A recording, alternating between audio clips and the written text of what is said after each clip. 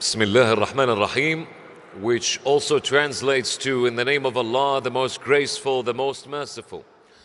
To our distinguished guests of ladies and gentlemen and delegates from these many countries, a very good morning to you. And we hope we can have your undivided attention.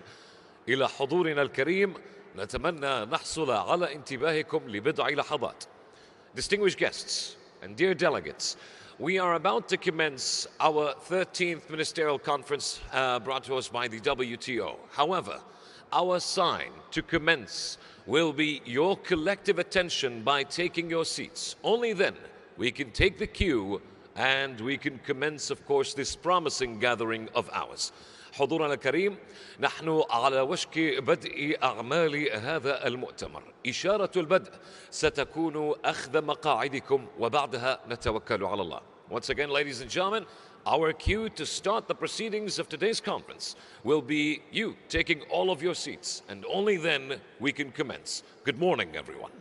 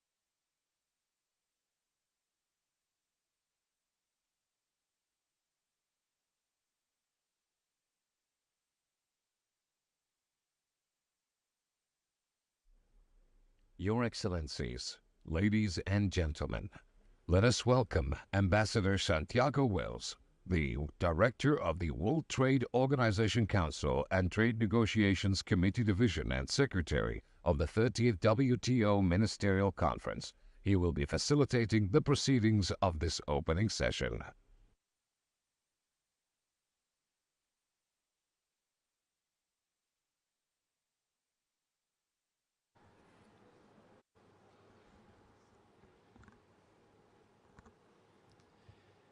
His Excellency, President Azali Assoumani of the Union of the Comoros. His Excellency, President José Manuel Ramos Horta of the Democratic Republic of Timor-Leste.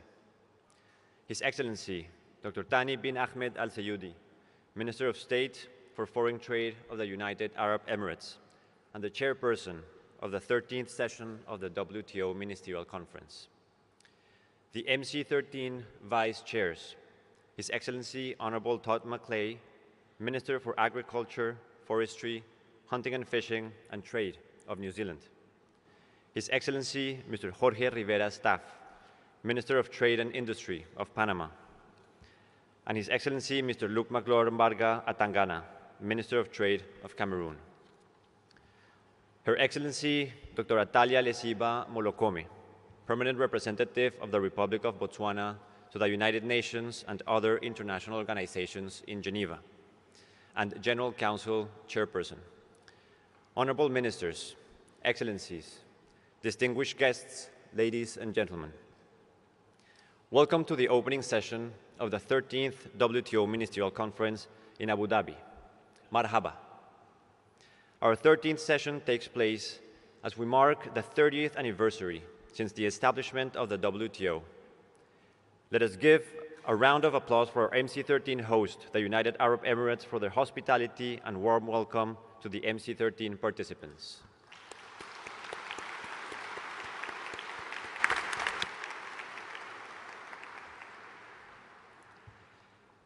Our opening session will have 4 segments. Let me walk you through each of them.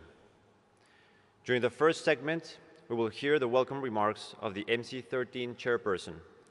This will be followed by the opening remarks and formal transmittal of work by the General Council chairperson. Thereafter, the MC13 chairperson will propose that the Ministerial Conference adopts the MC13 agenda. We will then proceed to the second segment, which is the ceremonial part of the opening session. We will then move to the third segment, the accessions ceremonies. This will include the MC13 chairperson proposing that the Ministerial Conference adopts the report of the Working Party and the draft decision on the accessions of Comoros and Timor-Leste, and approves the draft protocols of accession of Comoros and Timor-Leste. The presidents of Comoros and Timor-Leste will address the Ministerial Conference. Congratulatory remarks will be provided by the MC13 chairperson and the Director General. This will immediately be followed by the signing ceremonies of the protocols of accession of Comoros and Timor-Leste. We then transition to the final segment of the opening session, which is the ceremony for the deposit of instruments of acceptance of the Fisheries Subsidies Agreement.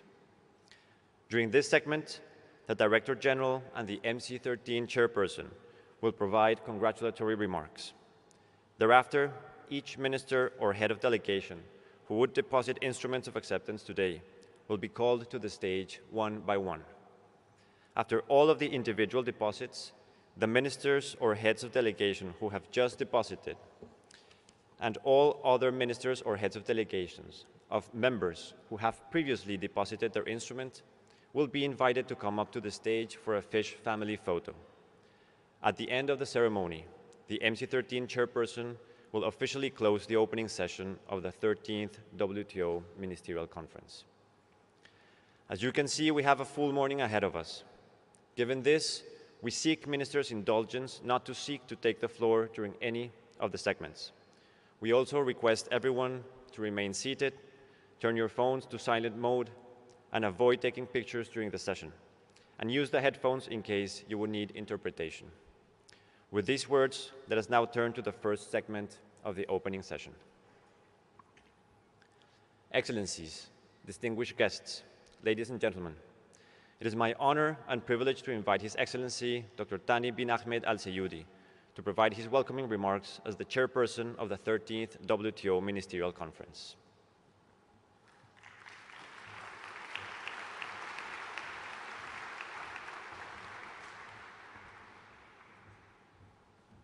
Thank you, Ambassador. Bismillah ar-Rahman ar-Rahim. Your Excellency, Dr. Ngozi, the WTO Director General, Your Excellency, Dr. Atalia, the WTO General Council Chairperson, Excellencies, ladies and gentlemen, Assalamu alaikum wa rahmatullahi wa barakatuh, and very good morning.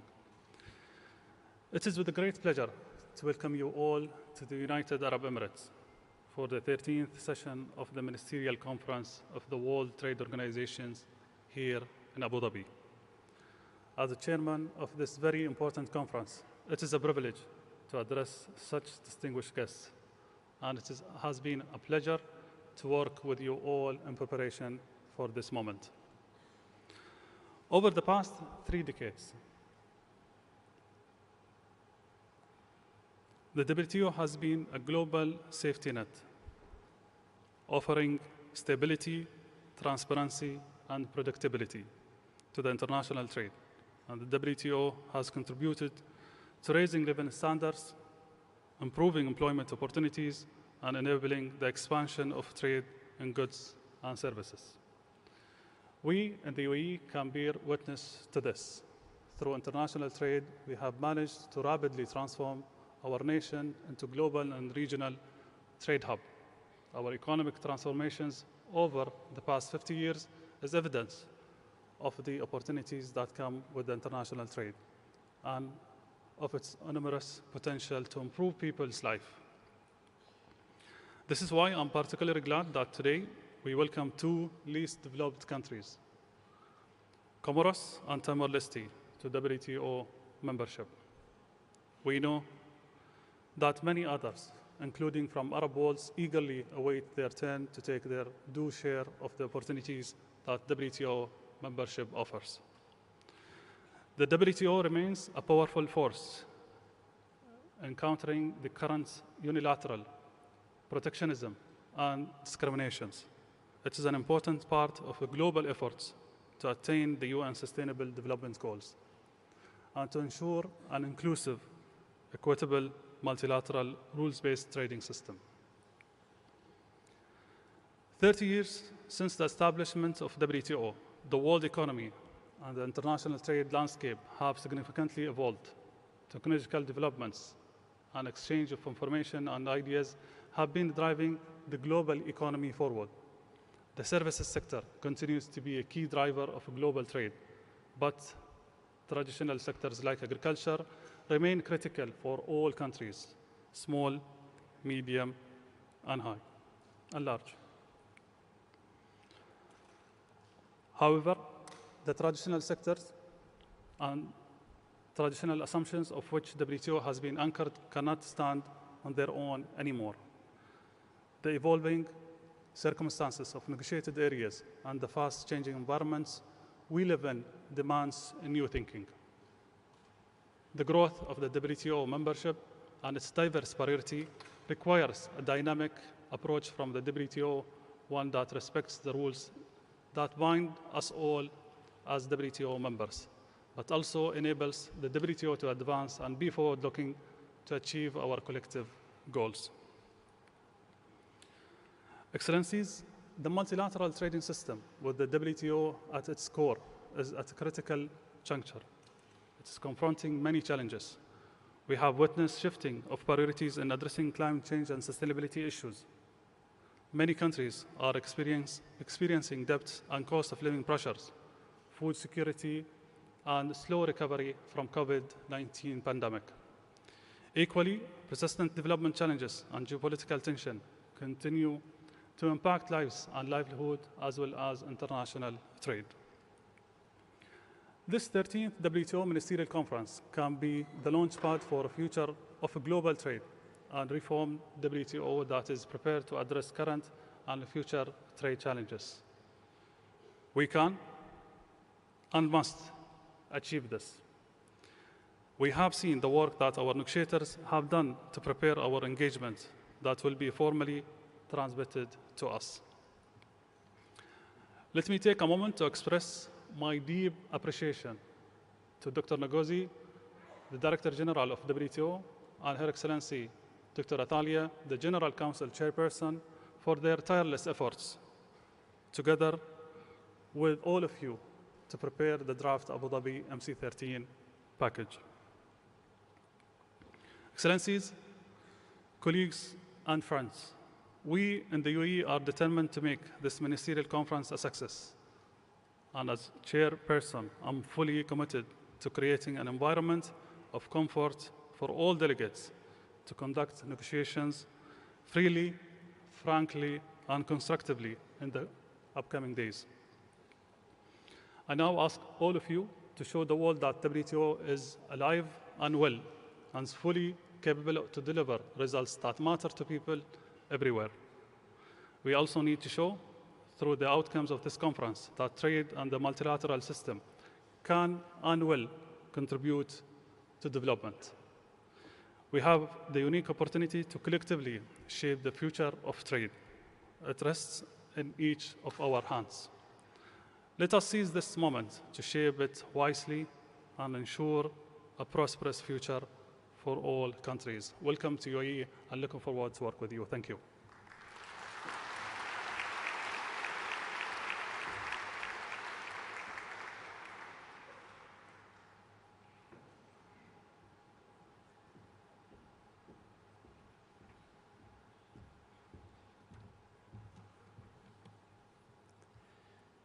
Thank you, Minister Al-Sayudi.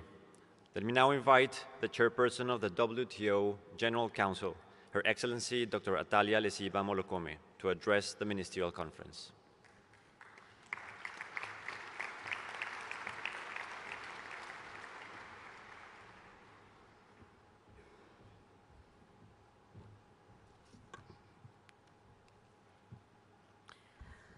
Thank you, Ambassador Wills. Your Excellency, Mr. Asumani, President of the Union of the Comoros, Your Excellency, Dr. Jose Ramos Horta, President of the Democratic Republic of Timor-Leste, Your Excellency, Dr. Thani bin Ahmed Al Zaoudi, Minister of State for Foreign Trade of the UAE and Chairperson of the 13th session of the Ministerial Conference, Excellencies, Vice Chairpersons of the 13th Ministerial Conference, Excellencies, Honorable Ministers, Distinguished Director General, Dr. Ngozi Okonjo-Iweala, distinguished delegates and guests, ladies and gentlemen. It is my distinct honor to address you at the opening ceremony of this 13th session of the WTO Ministerial Conference. On behalf of the WTO membership, I would like to express our deep gratitude for the warm welcome and hospitality shown to us by the authorities of the UAE and its people since our arrival on your beautiful shores. Our particular appreciation goes to His Excellency Dr. Thani bin Ahmed Al Zaoudi, who's just addressed you, Minister of State for Foreign Trade of the UAE, for chairing this conference. Let me stress, Excellencies, that the UAE's offer to host MC13 and the efforts to ensure its success are a testament to the value the UAE attaches to the multilateral trading system and to international cooperation. Our work, or rather your work, Honorable Ministers, over the coming days towards our shared objective and responsibility of a successful 13th WTO Ministerial Conference is more important than ever. In particular, among the growing economic uncertainties and geopolitical tensions, we must collectively ensure that the WTO is fit to respond to the challenges of today. These coming days will be crucially important, and I very much hope that members will seize this opportunity to discuss, exchange views, and attain further convergence with a view to providing the much-needed direction to ensure a strong and positive trajectory for the organization.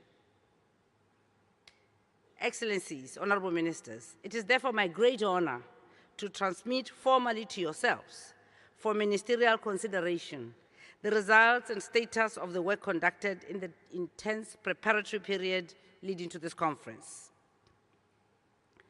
I'm pleased to report that my colleagues, your ambassadors and representatives, have worked hard since MC12 and have further intensified their work over the last weeks and days in Geneva.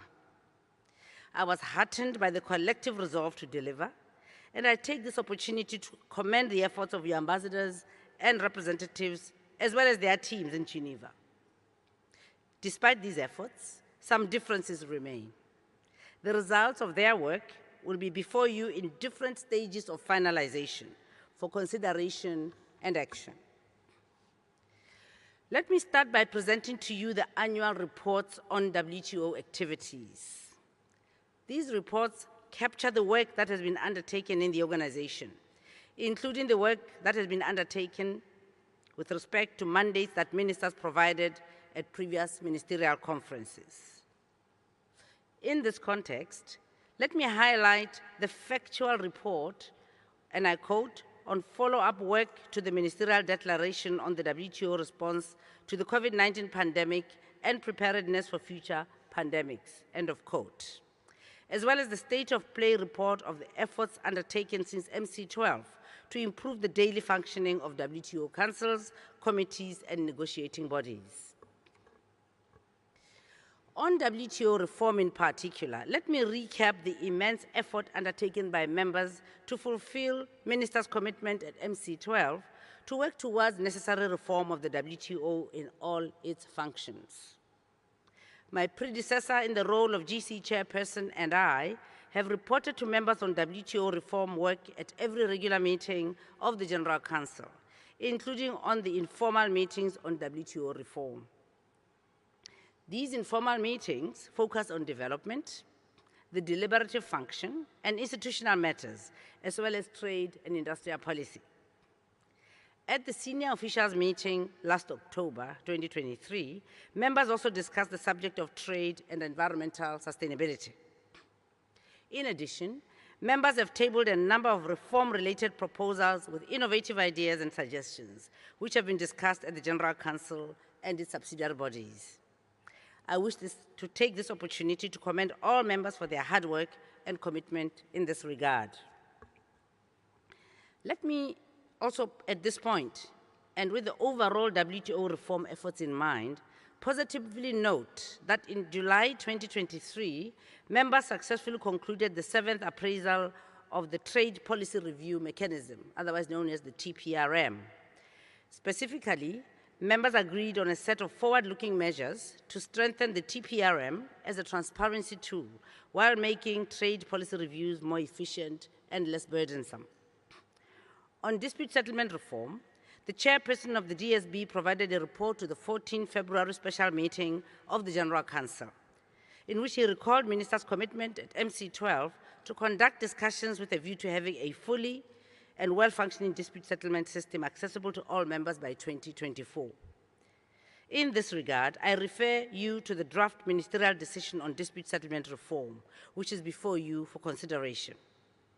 Also in this context, I note that there is a dedicated working session envisaged in the conference program. Excellencies, members have also engaged on other follow-up from MC12, as contained in paragraph 8 of the MC12 outcome document, related to the work on the decisions in favor of LDCs on services waiver, preferential rules of origin, and DFQF.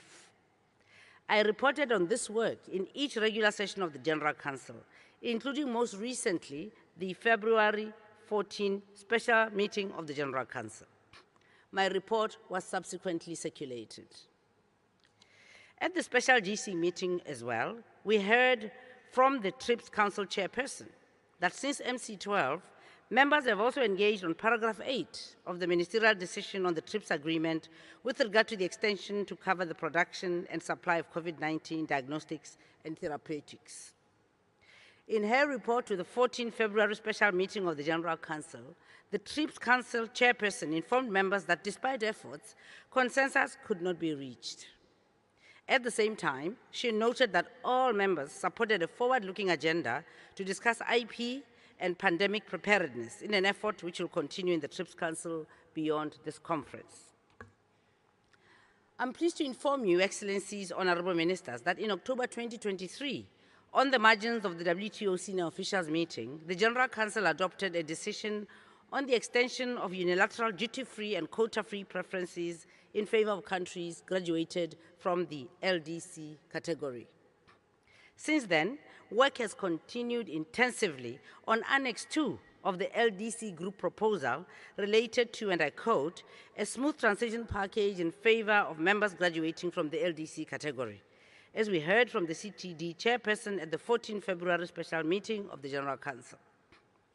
After that meeting, further consultations were undertaken with delegations, and I'm pleased to report that there appears to be broad convergence on the draft decision on WTO smooth transition support measures in favor of countries graduated from the LDC category. Excellencies, this positive momentum may allow you, the ministers, to formally adopt this decision at this conference. Also at the special General Council meeting of 14 February, we heard from the chairperson of the SPS committee with regard to the report delivered under his own responsibility in view of paragraph 10 of the requested follow-up from the MC12 SPS declaration on responding to modern SPS challenges. Let me also recall that earlier in December, the General Council agreed to transmit to this ministerial conference the draft decision on the work program on small economies, which is before ministers for adoption.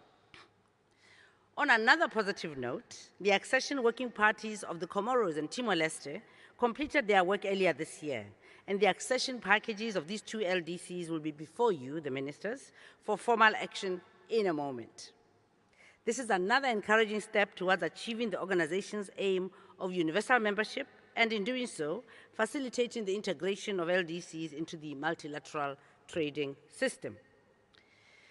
It would be remiss of me, Excellencies, not to mention members' tireless efforts in Geneva on other areas, where some draft texts are before you for your consideration and finalization. I shall only touch upon these briefly, as more detailed reports on the state of play in these respective areas will be provided at the scene-setting session tomorrow morning. On the negotiations, Her Excellency the Director General, as chairperson of the Trade Negotiations Committee, has provided reports on the various negotiating issues to each regular session of the General Council.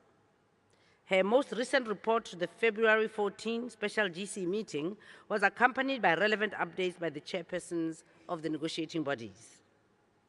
In addition, chairpersons of relevant negotiating bodies also circulated written reports. The report and various draft texts demonstrate the immense efforts that members continue to commit to delivering outcomes on these crucially important negotiating issues. These matters are before you, Honorable Ministers, and will be taken up in the dedicated working sessions over the course of the conference. On MC13 related outcomes under the General Council and its subsidiary bodies, let me highlight the following points.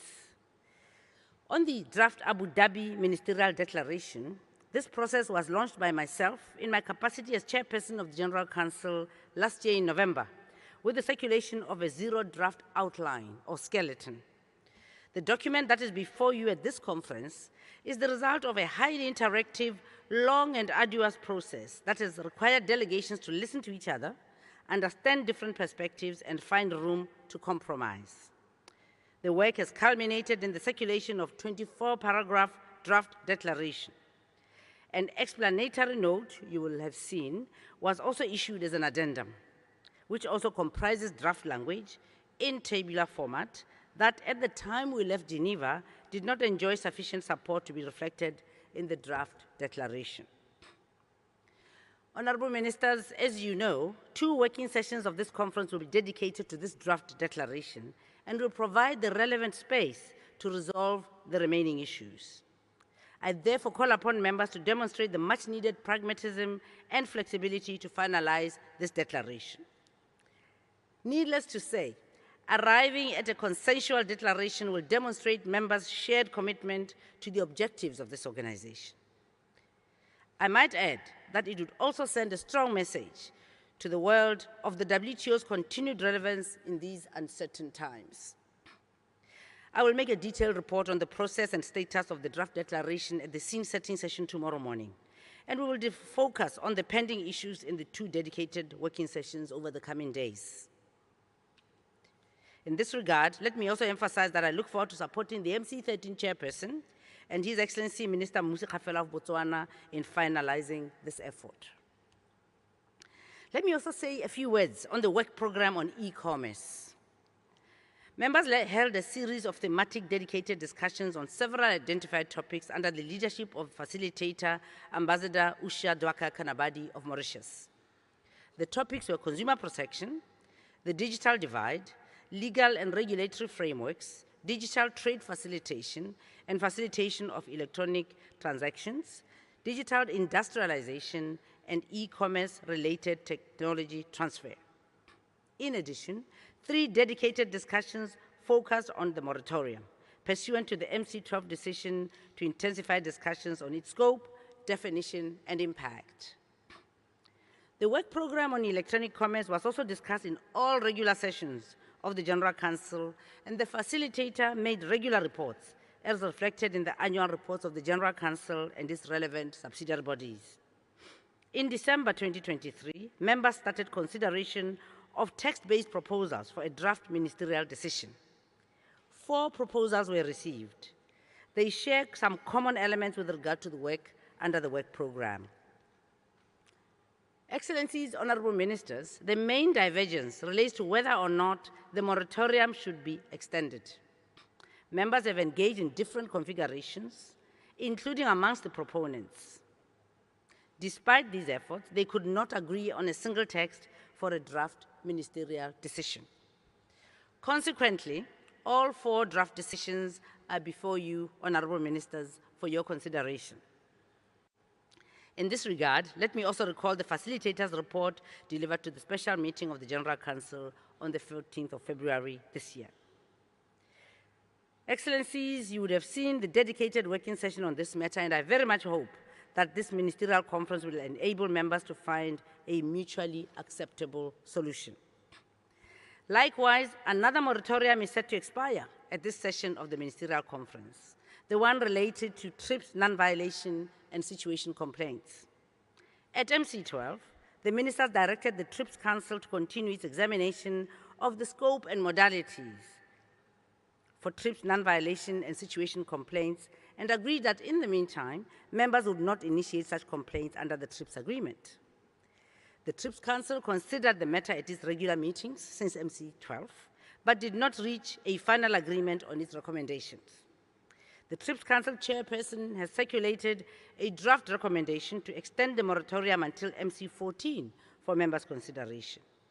You, Honorable Ministers, may therefore also need to consider this issue in the course of this conference. Let me also draw your attention to a draft ministerial declaration on strengthening regulatory cooperation to reduce technical barriers to trade. At the special meeting of the General Council on 14 February, I took note that the proposal enjoyed widespread support among the WTO membership, and that pending one reservation, this draft declaration could be adopted at this conference. Since then, I'm delighted to report that good progress has been made and that this declaration can be adopted by you, the ministers, at this conference. This is a very positive development. I should also note that members have been active in tabling proposals on other matters, which have been discussed in the General Council and its subsidiary bodies. I understand that proponents will continue their outreach in an attempt to build convergence.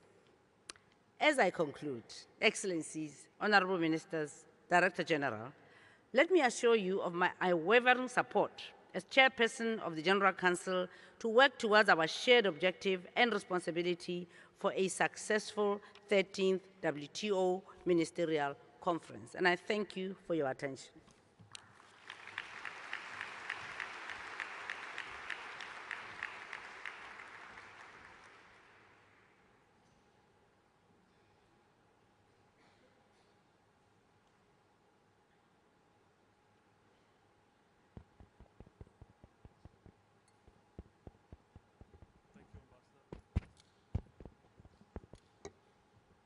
Thank you, Ambassador.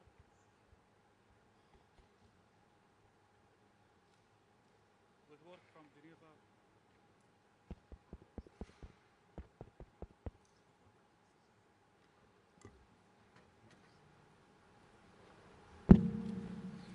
Thank you, Ambassador.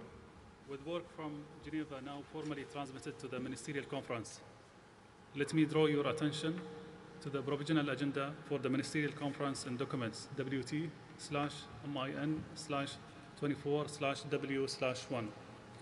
In doing so, I would like to note that the draft text have been discussed in Geneva during the MC13 preparatory phase.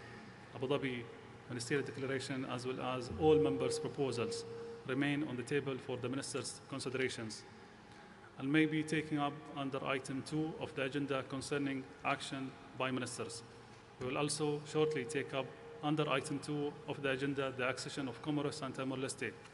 With this understanding, I propose that the agenda is adopted.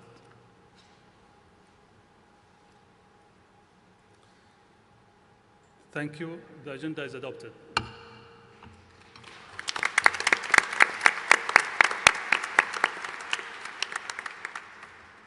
I now refer to the modalities of the 13th session of the WTO Ministerial Conference and document WT/MIN24/INF/9 Rev 1.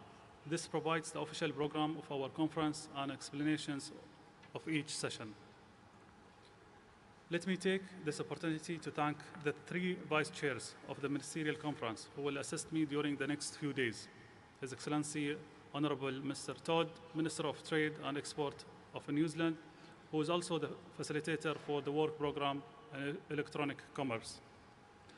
His Excellency Mr. Luke, Minister of Trade of Cameroon, His Excellency Mr. Jorge, Minister of Industry and Commerce from Panama, who is also facilitator for the ministerial discussion on trade and inclusion.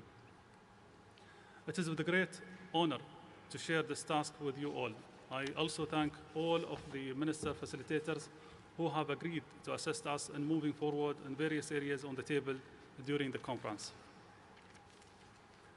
Her Excellency, Ms. Rebecca, Cabinet Secretary, Ministry of Investment, Trade and Industry of Kenya, who is a facilitator for agriculture. His Excellency, Mr. Espen, Minister of Foreign Affairs of Norway, who is the Minister Facilitator for Dispute Settlement Reform. His Excellency, the Honorable Mr. Kerry, MB, Minister of Foreign Affairs of Barbados, who is the Minister Facilitator for Development. His Excellency Mr. Martin, Permanent Secretary of State of Iceland, who is the Minister Facilitator for Fisheries Subsidies. I likewise thank ministers who have agreed to assist with the convergence building sessions as needed. His Excellency Mr. Musomi, Minister of Trade and Industry of Botswana, who I have requested to assist me with the draft of Abu Dhabi Ministerial Declaration. Her Excellency Ms. Mary, Minister of Small Businesses, Export Promotion and International Trade of Canada. His Excellency Mr. Manuel, Minister of Trade of Costa Rica. His Excellency Mr. Manish, Minister of Foreign Affairs, Regional Integration and International Trade of Mauritius. His Excellency Mr. Qais, Minister of Commerce, Industry and Investments Promotion of Oman. And His Excellency Mr. Lito, Minister of Trade Negotiations of Samau, and His Excellency Mr. Kem, Minister of Trade and Industry of Singapore, and His Excellency Ambassador Dachio, Permanent Representatives to the WTO of Honduras. Again, thank you all to all the ministers, facilitators, the Director General, and I looking forward to work with you all. Thank you.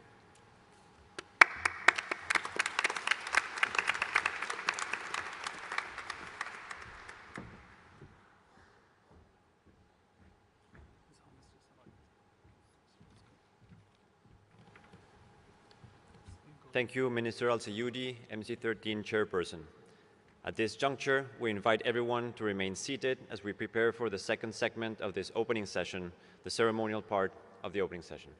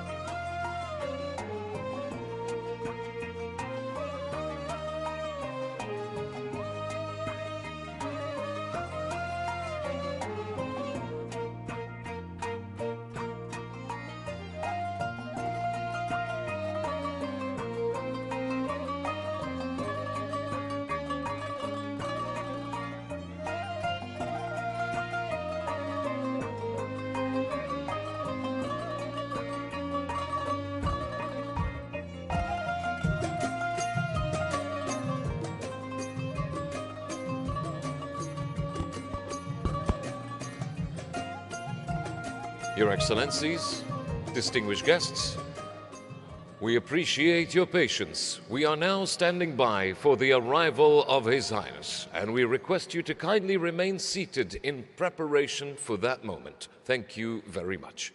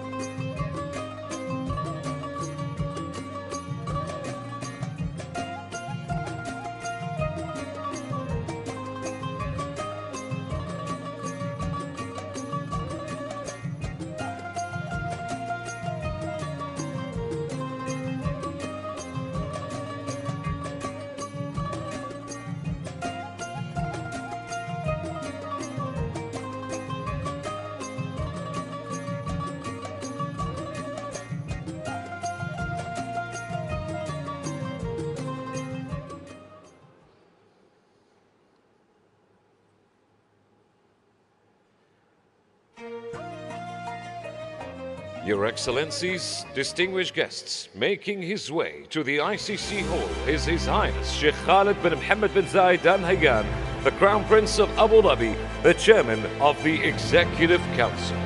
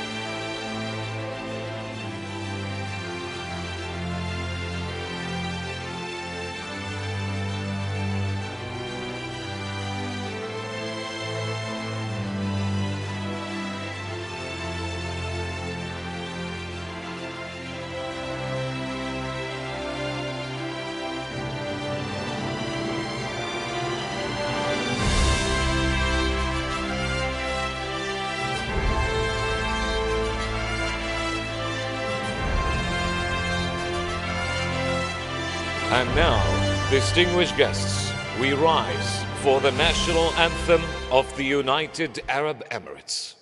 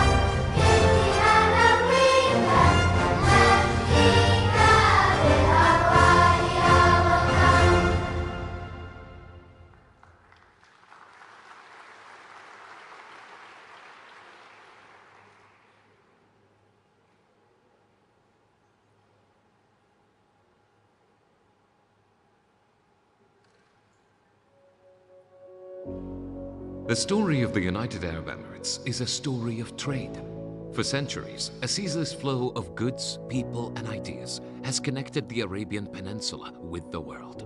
In the early 16th century, the spice routes bridged east and west through the trade of nutmeg, pepper, and other valuable commodities. By the 1800s, the region's principal source of wealth was pearls. The port cities of Abu Dhabi, Dubai, and Sharjah began to flourish as the industry attracted traders from the region. In 1958, the Emirates found itself in possession of another prized resource, oil, and it marked the beginning of a new chapter in the country's history. On December 2, 1971, the United Arab Emirates was founded, an ambitious nation ready to take its place in the world. Emerging industries such as steel, aluminum, and petrochemicals are supported by new ports and airports, enabling the UAE to join the GCC Free Trade Area, which was implemented in 1983. Then, on April 10, 1996, the UAE secured its membership of the World Trade Organization. The belief in trade as a key driver of growth and economic diversification continues to underpin the country's vision, as it embraces sectors such as logistics, tourism, finance, technology, renewable energy, and healthcare. Today, the UAE is a global logistics hub, home to the 9th busiest container port in the world. It is also among the top 5 re-exporters of major commodities such as rice, tea, and coffee. In 2023, the nation's non-oil foreign trade, including services, surpassed $950 billion for the first time. Now, in 2024, the UAE hosts the 13th Ministerial Conference of the World Trade Organization. The UAE is determined to play its part in fostering a new era of exchange and help deliver new opportunities for every nation.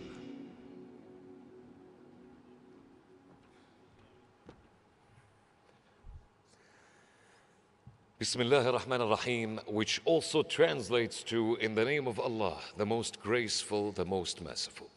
Your Highness, Sheikh Khalid bin Mohammed bin Zayed Al Nahyan, the Crown Prince of Abu Dhabi, Chairman of the Executive Council. Your Excellencies, distinguished guests, may the peace of Allah be upon you all, and welcome to the 13th WTO Ministerial Conference Abu Dhabi for this year 2024 that has a very beautiful slogan, which is delivering for people through trade. Now, thank you very much for that. A great audience of delegates, we must say. But let's get to the here and now. Distinguished guests, now our first remarks are going to be relayed to you in the Arabic language, and therefore we kindly request you to have your translation device ready on the go in preparation for that moment.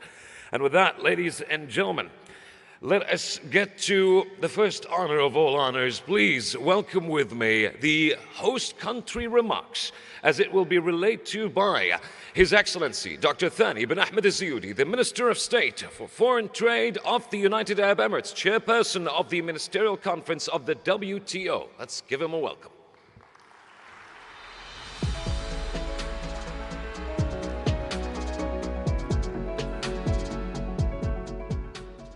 سمو الشيخ خالد بن محمد بن زايد النهيان ولي عهد ابو ظبي رئيس المجلس التنفيذي لاماره ابو ظبي، فخامه غزالي عثمان رئيس جمهوريه القمر المتحده الشقيقه، فخامه خوزيه راموس هورتا رئيس جمهوريه تيمور الشرقيه الصديقه، اصحاب المعالي والسعاده، معالي الدكتوره نغوزي المديره العامه لمنظمه التجاره العالميه، الحضور الكريم، السلام عليكم ورحمه الله وبركاته. أرحب بكم جميعاً باسم دولة الإمارات العربية المتحدة في أبو ظبي وفي المؤتمر الوزاري الثالث عشر لمنظمة التجارة العالمية، وأشكركم على هذا الحضور المهم والذي يعول عليه العالم في مواصلة حشد التوافق والجهود المشتركة لإعادة تشكيل مستقبل التجارة الدولية. السيدات والسادة، انطلاقاً من إدراك دولة الإمارات وقيادتها الرشيدة لأهمية التجارة المفتوحة والقائمة على قواعد شفافة وعادلة في تحقيق النمو الاقتصادي والتنمية الشاملة عالمياً، فنحن مستمرون في هذا النهج عبر المزيد من الانفتاح تجارياً واستثمارياً العالم. نلتقي اليوم بالعاصمة الإماراتية أبو ظبي، المكان الأمثل لتحقيق الأهداف المرجوة من هذا المؤتمر، فمنذ تأسيسها حرصت دولة الإمارات على أن تكون نقطة التقاء وداعما لتحقيق التوافق الدولي على الدوام. وتفتخر الإمارات بإرثها العريق وتاريخها الممتد الذي جعل منها مركزاً تجارياً محورياً يربط أرجاء العالم، واستمرارا لنهجها الدائم والمتواصل لدعم حرية التجارة. فقد أعلنت دولة الإمارات قبل يومين عن تقديمها منحة بقيمة 10 ملايين دولار لصناديق منظمة التجارة العالمية، وبالأخص صندوق تمويل اتفاقية دعم مصايد الأسماك، والإطار المتكامل المعزز لدعم البلدان الأقل نمواً، وصندوق دعم المرأة في مجال التصدير الذي تم إطلاقه خلال هذا المؤتمر. وهذه المنحة الإماراتية رسالة مهمة مفادها أن دولة الإمارات برؤية وتوجيهات قيادتها الرشيدة تواصل دعمها للنظام التجاري العالمي متعدد الأطراف الذي تشرف عليه المنظمة، باعتبارها محفزاً للنمو المستدام للاقتصاد العالمي ومساهماً في الارتقاء بحياة الشعوب حول العالم. الحضور الكريم، ندعوكم إلى إجراء حوار بناء بين أعضاء المنظمة للتوصل إلى رؤية متوافقة وموحدة فيما يخص القضايا التجارية الرئيسية، وبما يسهم في استخدام التجارة كوسيلة لتحفيز النمو الاقتصادي وخلق فرص العمل ورفع مستويات المعيشة لشعوب العالم. أشكركم، أتمنى لكم طيب الإقامة في العاصمة أبو ظبي، كما أتطلع بكل تفاؤل لما سيصدر عن المؤتمر من قرارات وتوصيات لتحقيق هدفنا المشترك، فلنوحد جهودنا من أجل ازدهار التجارة الدولية ورخاء العالم. وشكراً.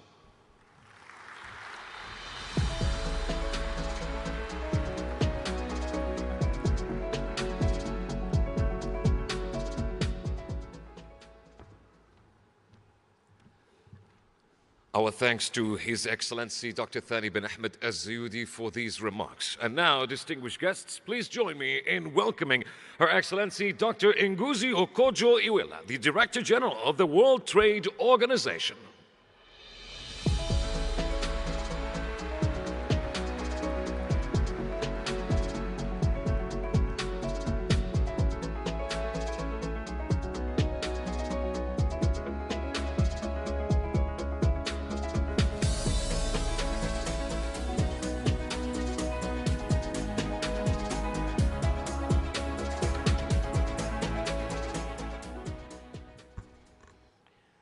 Your Highness Sheikh Khaled bin Mohammed bin Zayed Al Nahyan, Crown Prince of Abu Dhabi, Your Excellency President Azali Assoumani of the Union of the Comoros, Excellency President Jose Manuel Ramos Horta of the Democratic Republic of Timor-Leste, Excellency Dr. Thani bin Ahmed Al Zayudi, Minister of State for Foreign Trade of the United Arab Emirates, and Chairperson of the 13th session of the WTO Ministerial Conference.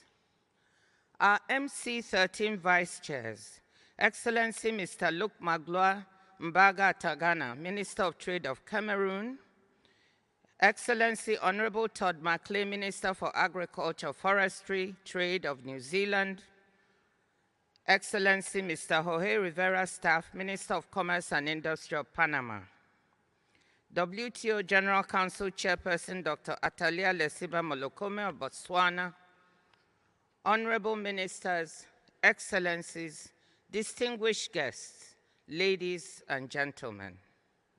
We are honored at this opening session of the 13th WTO Ministerial Conference to be graced by the presence of His Highness Sheikh Khaled bin Mohammed bin Zayed Al Nahyan. On behalf of the World Trade Organization, we thank His Highness, the government and people of the United Arab Emirates, for hosting us in the land of tolerance, innovation, and inspiration. With its rich and vibrant trading culture, the United Arab Emirates and this beautiful city of Abu Dhabi provide the perfect setting for our ministerial conference.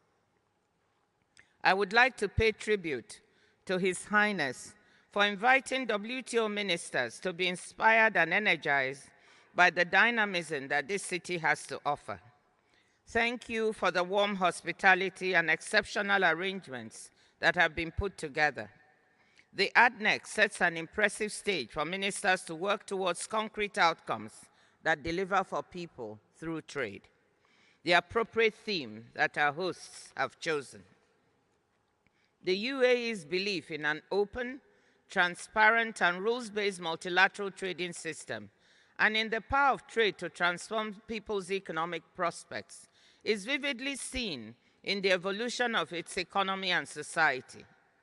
Trade runs through this nation's blood. The UAE testifies to how trade can improve lives and livelihoods of people and transform a small and undiversified economy into a formidable, resilient, and prosperous one. 3 decades ago, the United Arab Emirates took the decision to integrate into the multilateral trading system by becoming a GATT contracting party. The UAE officially became a WTO member in April 1996 and has since become one of the world's most important international trade hubs. The United Arab Emirates is a trailblazer in international trade, and our MC13 chairman, His Excellency Dr. Thani bin Ahmed Al Zayudi, is the future of trade personified. Empowering youth as economic actors has been at the center of his work through various startups and businesses, big and small, working to stimulate innovation as a means for economic growth and social inclusion. Excellencies, the 13th session of the WTO Ministerial Conference could not be in more capable hands. With the UAE as our host, Minister Al-Zayudi as our chair, I'm hopeful that MC13 will be the success that people across the globe deserve during these uncertain and difficult times.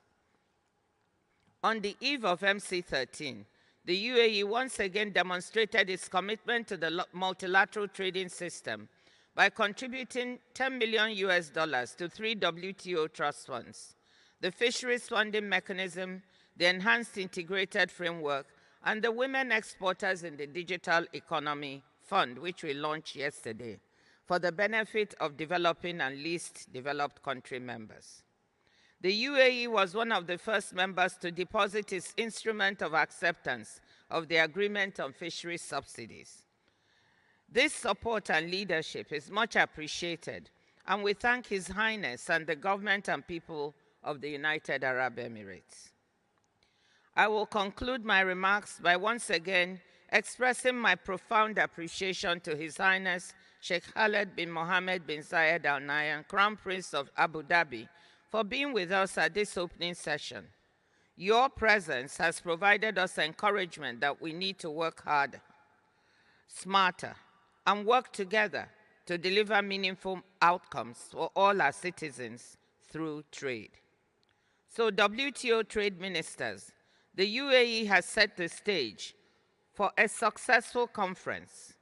It is now your turn to build on it and to reach consensus on MC13 decisions and declarations that would help build a brighter future for global trade and a global economy that works for people everywhere.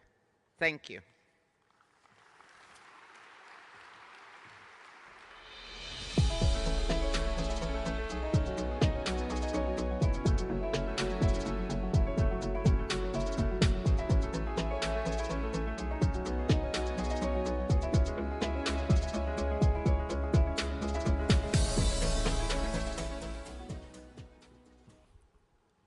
Our thanks to Her Excellency for these remarks. And with that, we would like to also dedicate our thanks to His Highness Sheikh Khaled bin Mohammed bin Zayed Al Nahyan, the Crown Prince of Abu Dhabi, the Chairman of the Executive Council, for honoring us with his presence today at these opening proceedings at the WTO conference. Thank you very much, Your Highness.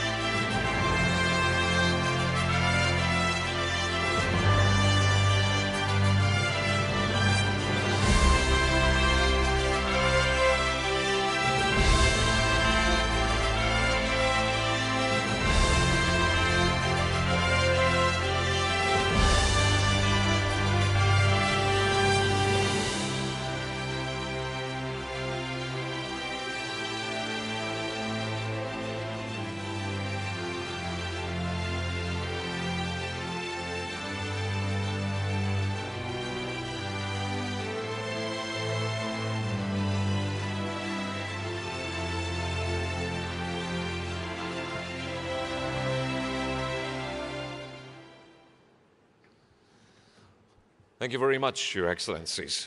Distinguished guests, let us now welcome Ambassador Santiago Wills, the Director of the WTO Council and Trade Negotiations Committee Division and Secretary of the 13th WTO Ministerial Conference, who will be facilitating the proceedings of this conference throughout the day. Please give him a welcome.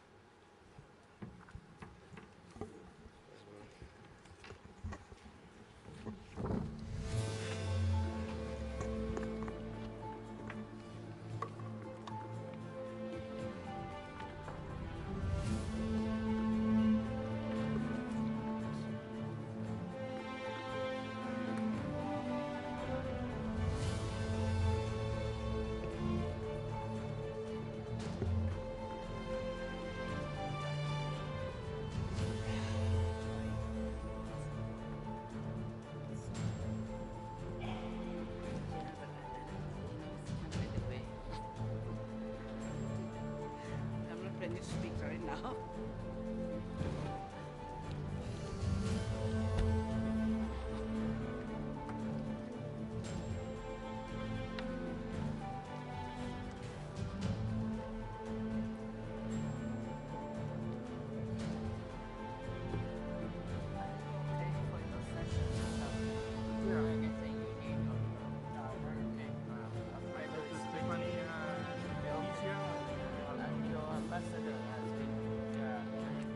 Around for a long time, so he knows.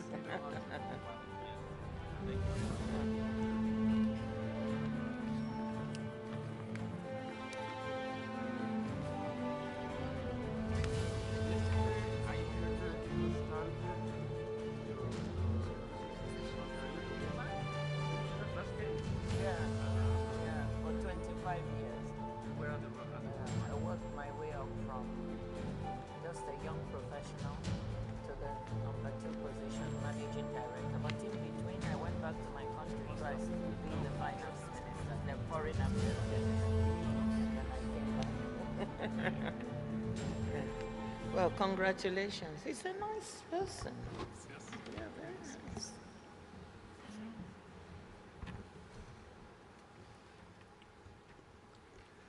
Excellencies, distinguished guests, ladies and gentlemen, it is my honor and privilege to welcome back to the podium the WTO Director General, Dr. Ngozi Okonjo-Iweala, and invite her to address the Ministerial Conference.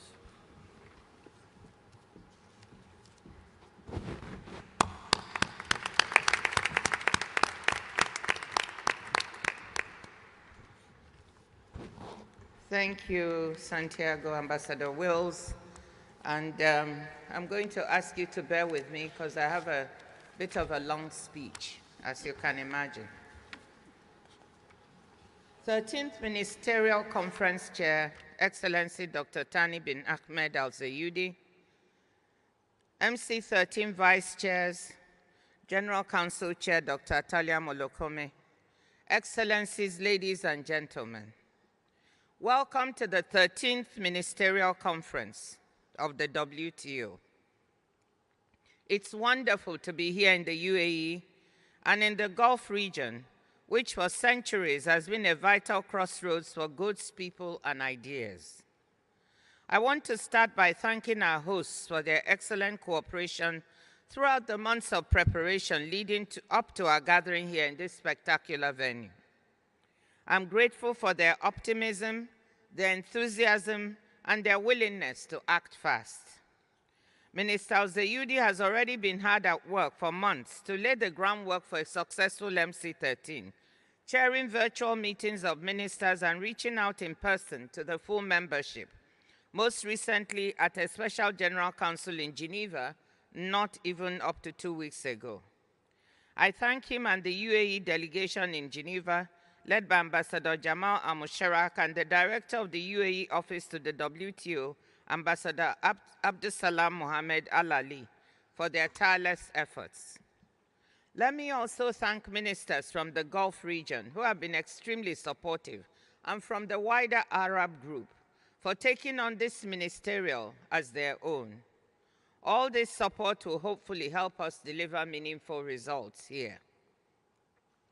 I'm delighted to say that we are kicking off this meeting with some excellent news. Here at MC13, the WTO is welcoming its first new members in almost 8 years, Timor-Leste and Comoros. We celebrate the hard work they have put in and the beneficial but challenging reforms they have implemented at home.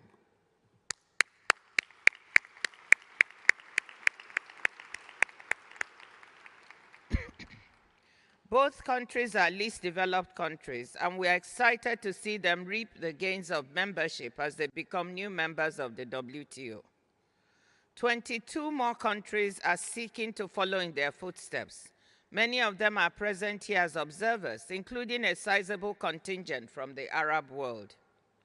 The opportunities they see in WTO membership and their commitment to the demanding accession process stand as an answer to anyone who questions the value that the WTO provides.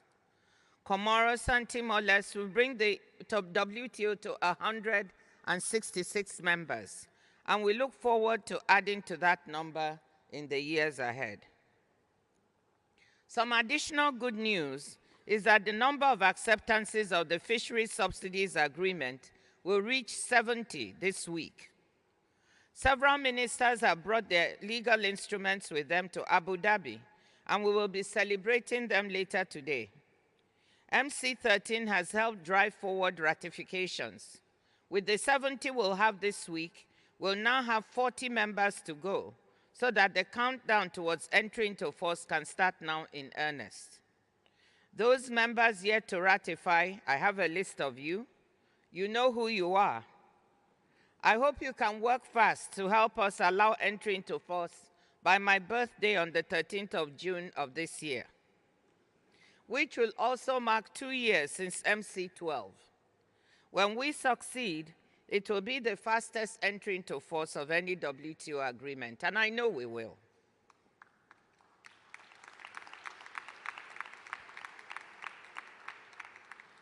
Excellencies, when we met in Geneva for MC12 almost 2 years ago now, my message to you was blunt. In keeping with my promise to bring a new pair of eyes and ears to the WTO, I told you what I was seeing and hearing from political and business leaders around the world, that the WTO needed to produce results, but expectations were very low that members could agree to anything. But you defied those expectations and beat the odds. You showed leadership. You invested political capital and you bridged gaps. You worked together to make MC12 a resounding success. Members delivered what was dubbed the miracle on Lake Geneva. 10 consensus multilateral outcomes with tangible benefits for people and the planet, and launched a comprehensive process of institutional reform. Members sent a powerful signal that the WTO can respond to contemporary challenges, and that in a world marked by strategic competition, we could also have strategic cooperation in pursuit of shared goals. Success is changing the tone about the WTO, both outside and within it. Yes, we will always have our naysayers and detractors, but there's no doubt that members have shown that we can deliver when members roll up their sleeves and muster the requisite political will. During the last several weeks, the atmosphere in our preparatory discussions in Geneva has been more constructive and conducive than it was in the run-up to MC12. And I thank ambassadors, ministers, and delegates for that.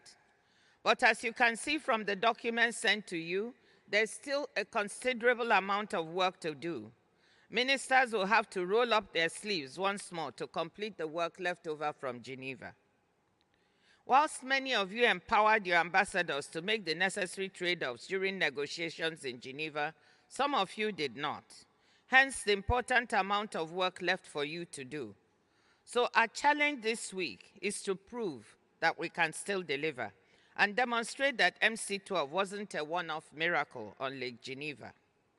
We need to convert improved atmospherics into concrete results. We need to show the world that not only does the WTO underpin over 3/4 of global goods trade, it is also a forum where members deliver new benefits for people through trade. Let's not pretend that any of this will be easy.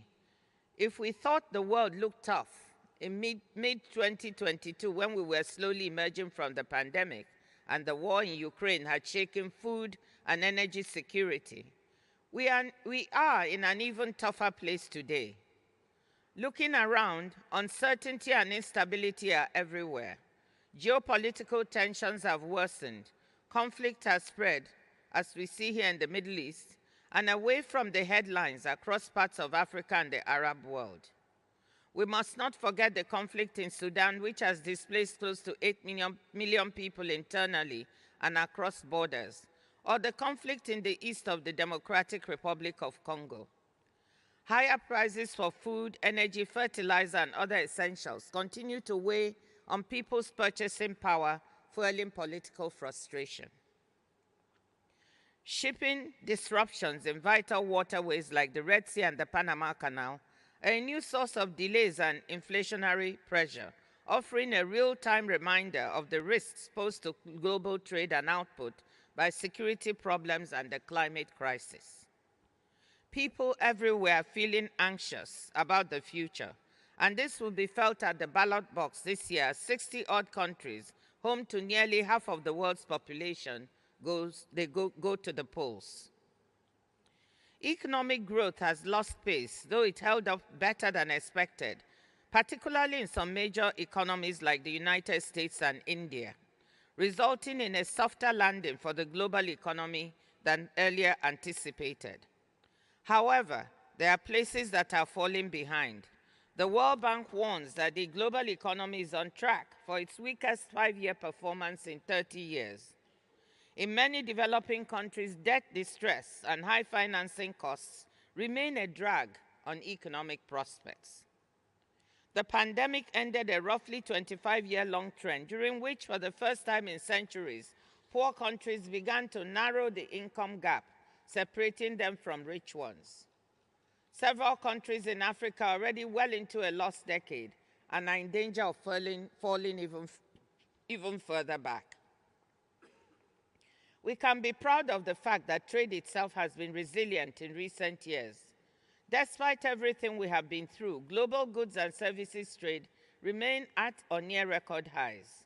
International markets, anchored in the rules-based global trading system, have stayed broadly open, helping businesses, households, and economies adapt and adjust to one shock after the other. But it would be dangerously naive to take trade's continued resilience for granted. The global economic slowdown and wider uncertainty are already having an impact. Global merchandise trade volume growth in 2023 appears to have fallen short of the 0.8% we were projecting in October. And given all the downside risks, we may likely undershoot the 3.3% merchandise trade growth rate I just referred to for this year. In addition, multilateralism is under attack. Despite the MC12 fight back, The multilateral trading system, which I term a global public good since it was created 75 years ago, continues to be misconstrued in some quarters and undermined. Trade has become a 4 rather than a 5-letter word in some quarters.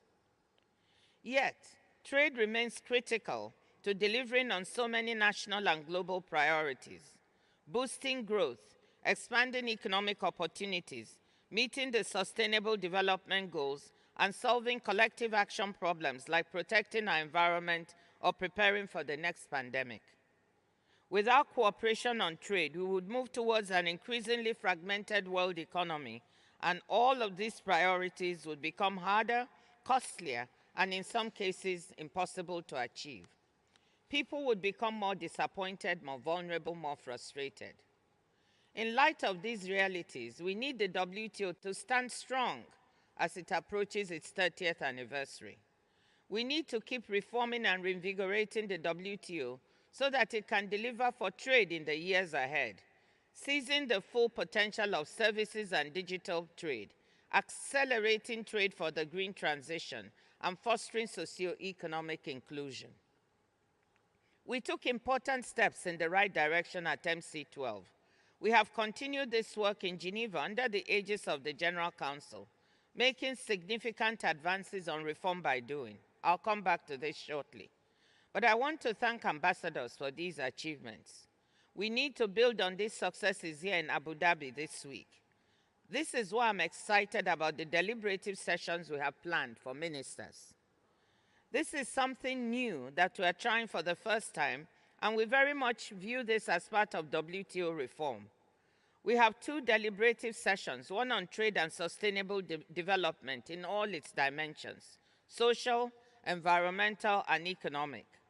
With respect to the economic dimensions, issues of industrial policy and policy space will be important. The second session is on trade and inclusion.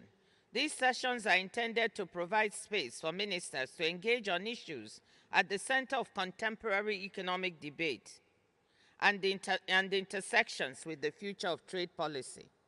Issues on which we need ideas and ways forward, even if they are not on the formal agenda. We have put questions to ministers to facilitate constructive discussions. These sessions are an experiment, one that I hope will go well so we can replicate that in future. Now let me look at some other issues before us on the table.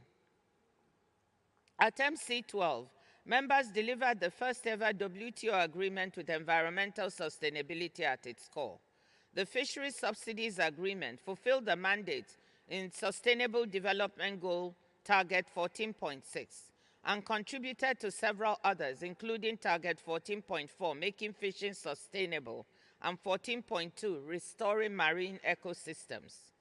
This week, ministers can finish the job by closing the loop on some outstanding issues relating to harmful subsidies that contribute to overcapacity and overfishing.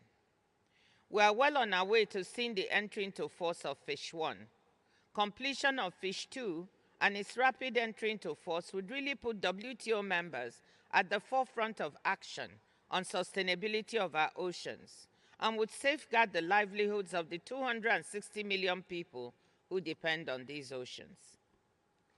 Let me take a moment here to thank the International Institute for Sustainable Development, the Pew Charitable Trust, the Stop Funding Overfishing Coalition, the Friends of Ocean Action, and other civil society groups for their analytical work to help us understand what is at stake and for the advocacy that has kept our feet to the fire. Ending the estimated $22 billion per year in harmful fisheries subsidies would free up resources that subsidizers can repurpose, whether to help people domestically or to help the wider world, such as through green financing for poor countries or to support for climate-related loss and damage. Turning now to agriculture. According to the FAO, nearly 10% of the global population is undernourished.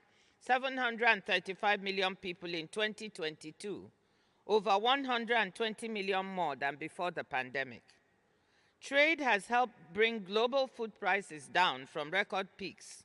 though poor households continue to face difficulties accessing food amid high domestic inflation. Our decisions at MC12 are making a difference. The World Food Programme has told us that the exemption from export restrictions which members approved has made it easier to procure and distribute food for those who need it. But as you know, at MC12, we were not able to deliver an outcome on updating the agriculture rulebook. Given the centrality of the issue, this week, I implore you to deliver an agriculture outcome at MC13, even if it's setting the platform to do better and more solid work going forward. Development is at the core of everything we do at the WTO, but developing countries have tabled some specific asks. The LDCs have been working for some years now on how to smoothen the transition of members graduating from this category, including the transition period over which they can still access special and differential treatment available to LDCs. I have good news for you on that an agreement on some of the LDCs asks, which ministers can hopefully bless in a ministerial decision, has been reached, while work continues on other aspects. There are also requests by the G90 group to look at special and differential treatment in some agreement-specific proposals, such as in technical barriers to trade and sanitary and phytosanitary measures agreements, which will no doubt require some discussion by ministers on the way forward to strengthen work on these issues in the Committee on Trade and Development in Special Sessions, CTDSS, in conjunction with the SPS and TBT committees. We know digital trade is the wave of the future. For years, the e-commerce moratorium has been extended, providing a measure of predictability to the global digital economy, now creating millions of jobs, especially for young people and women around the world. At the same time, some members have questioned the value of the moratorium and pointed to its impact on government revenue and the advantage it provides to big tech to consolidate power. A great deal of evidence-based work is now available that we hope will be helpful to ministers to enable them make the right decision. Now, for the topic you have probably been waiting for with bated breath, reform. Let me first highlight the important progress that has already been made on what delegates call reform by doing. Members have already moved ahead with over 100 small-scale measures, like digital tools for transparency and improved databases, that add up to more efficient and effective work in WTO councils, committees, and negotiating bodies, and easier participation for members, particularly for small delegations. Senior officials recognized the importance of these reforms when they met in Geneva last October. On the high priority issue of dispute settlement reform, ambassadors have heeded ministers' charge to work on delivering a full and well-functioning system accessible to all members by 2024. Ministers will be considering an important ministerial decision in this regard. Considerable work has been done and progress made through an informal process ably led by former Guatemala Deputy Permanent Rep Marco Molina, which has produced a draft consolidated text. Several members have also submitted critiques of this and their own papers as part of the work. But we are not there yet. I would like to thank the United States, indeed all members, and in particular Marco Molina for the progress made. That said, there are some members who would like to formalize the process under the dispute settlement body post-MC13, while other members, especially small economies and LDCs, have stated that they would like to find ways to participate more fully in the work going forward. I hope ministers will recognize the progress made through the various contributions and will instruct their teams in Geneva to accelerate discussions, build on progress, and work on unresolved issues, including appeal review and accessibility to achieve convergence and meet the MC12 mandate. Reforming dispute settlement is essential to our mandate as a multilateral organization that sets and enforces the global rules for trade. At the same time, I want to emphasize, Excellencies, that members are still using the dispute settlement system to resolve disputes, sometimes in very creative ways. The panel level is quite active, with 10 panels working on trade disputes and 9 ongoing bilateral consultations between members. 8 disputes have been recently settled bilaterally at the WTO, with 7 more in the process of resolution. Alternative mechanisms to resolve disputes were always available at the WTO, but now members are making more use of them, including through Article 25 arbitrations and the multi-party interim appeal arbitration arrangement. These important tools help ensure that WTO rules are being followed. In a fast-changing world, the WTO, as part of its reform, needs to operate with multiple instruments. Multilateral instruments continue to be the gold standard, but the WTO also has a proud tradition of some plurilateral arrangements. These include the Information Technology Agreement, which has removed tariffs on roughly $3 trillion worth of annual trade in products on which the digital economy depends, the Government Procurement Agreement, and now the Services Domestic Regulation Agreement. I'm grateful to India and South Africa and the EU for negotiating an approach that allowed the Services Domestic Regulation Agreement to go forward, paving the way for easier access to participating WTO members and economies by services providers from all WTO members. Ministers have an opportunity here to move forward on the plurilateral agreement on investment facilitation for development that has been negotiated by 126 members, the vast majority of them, 90 in fact, developing and least developed countries, hoping to use the agreement to attract much needed domestic and foreign investment. Before I conclude, Excellencies, let me say a word on what the Secretariat itself has been doing to underpin the issues members are grappling with. To preserve our multilateral trading system, the Secretariat has been doing cutting-edge work to estimate the cost of global economic fragmentation, and these costs are significant, signaling the need to work hard to maintain the system we have. Furthermore, in a world where the future of trade is services, digital, green, the Secretariat has done groundbreaking work on issues ranging from measuring trade in digitally delivered services to options for minimizing trade frictions associated with carbon pricing and fostering convergence in carbon standards for steel.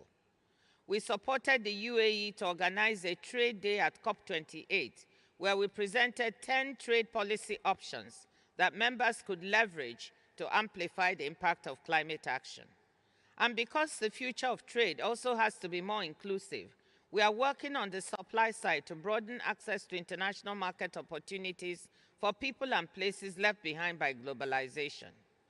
Through our work, we are advocating for the decentralization and diversification of global supply chains to developing countries and regions left behind by the first wave of globalization. This is a concept we term re-globalization. It will help the world build resilience in supply chains whilst fostering inclusion. Other examples of work designed to foster inclusion is our partnership with the World Bank to bridge the digital divide in 8 pilot countries in Africa, with the International Finance Corporation to understand and plug trade finance gaps, and with the International Trade Center to create a $50 million fund to support women exporters in the digital economy. We want to thank our host, the UAE, and the Gulf countries for an excellent launch of this fund yesterday, with a initial contribution of $5 million by the UAE and more in the pipeline soon. The Secretariat is also working on a vision and strategy for the first time ever to guide its work till 2030. The Secretariat must be properly equipped to help members tackle 21st century issues. And in this regard, I want to thank members for approving a small budget increase for the Secretariat after 12 years of a flat nominal budget. Thank you. It was a morale booster for staff. Excellencies, let me conclude by coming back to the agenda of deliverables I described earlier. Can we get all of this or some of it done? The answer is yes. But we still need something I mentioned before, leadership.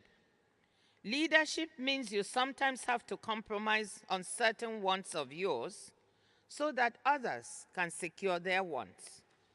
We will need your leadership from every member, large and small, developing and developed, in order to succeed here in Abu Dhabi. I'm not for a moment suggesting that any member set aside national interests. I'm asking that members wield these interests with the flexibility that would enable us to deliver important outcomes, so we leave Abu Dhabi proud that we have a stronger WTO able to face the future and deliver for all members, all people, and the planet. Speaking at the end of the Bretton Woods Conference in 1944, US Treasury Secretary Henry Morgenthau said, and I quote, "We have come to recognize that the wisest and most effective way to protect our national interests is through international cooperation. That is to say, through united effort for the attainment of common goals." He added that, quote, "The great lesson taught by the war is that the peoples of the earth are inseparably linked to one another by a deep underlying community of purpose." That is the lesson that we should not lose sight of. Excellencies, dear friends, let's get to work.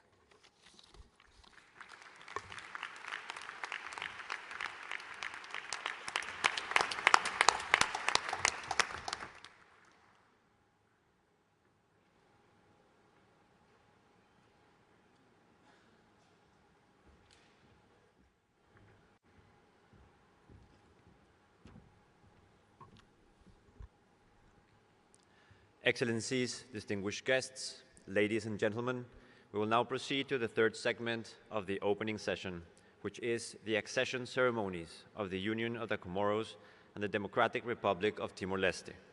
The MC13 chairperson will preside over both accessions.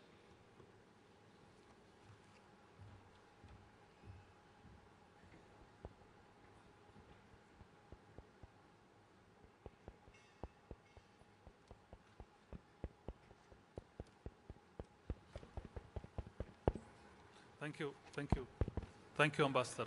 Excellencies, we'll now take up the accession of Comoros and Timor-Leste under Agenda Item 2, which is action by ministers. On behalf of all WTO members and observer delegations, it's a great privilege to welcome His Excellency President Azali Asmani of Comoros and His Excellency President Jose Manuel Ramos Horta of Timor-Leste to the 13th session of the WTO Ministerial Conference.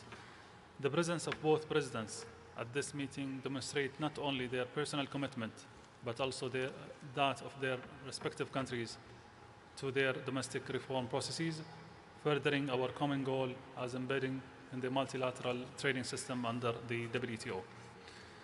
It's an honor for me to welcome to this session the other members of the delegation of Comoros and Timor-Leste that are present, including His Excellency Mr. Ahmed Bazi, Minister of Economy and Investment and Chief Negotiator for the accession of Comoros, as well as Ministers of Agriculture and Post, Telecommunication and Digital Economy, and His Excellency Mr. Francesco Colbadi Lai, Vice Prime Minister, Coordinating Minister of Economic Affairs, Minister of Tourism and Environment, and Chief Negotiator for the accession of Timor-Leste, as well as the Speaker of the National Parliament, the Government of Central Bank, the Ministers of Interior, Transport, Communication and Agriculture, Livestock, Fisheries and Forestries.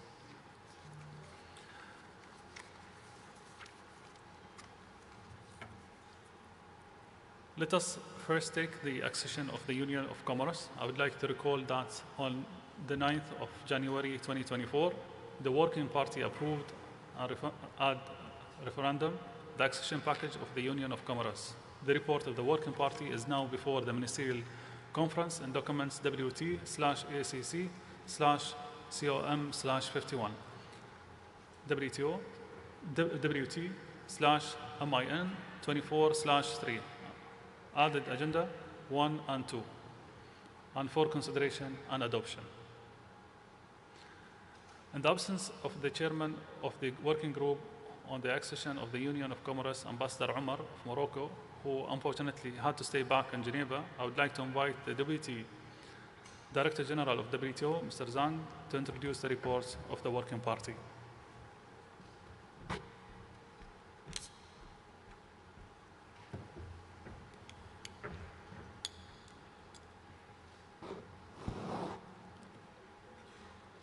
Your Excellency Dr. Thani bin Ahmed Al-Zuyudi, Chair of the Ministerial Conference, Your Excellency Mr. Azali Assoumani, President of Comoros, Your Excellency Mr. Hussein Ramos Ota, President of Timor-Leste, Honorable Ministers, ladies and gentlemen, I will deliver a statement on behalf of the Chairperson of the Working Party on the accession of the Union of Comoros.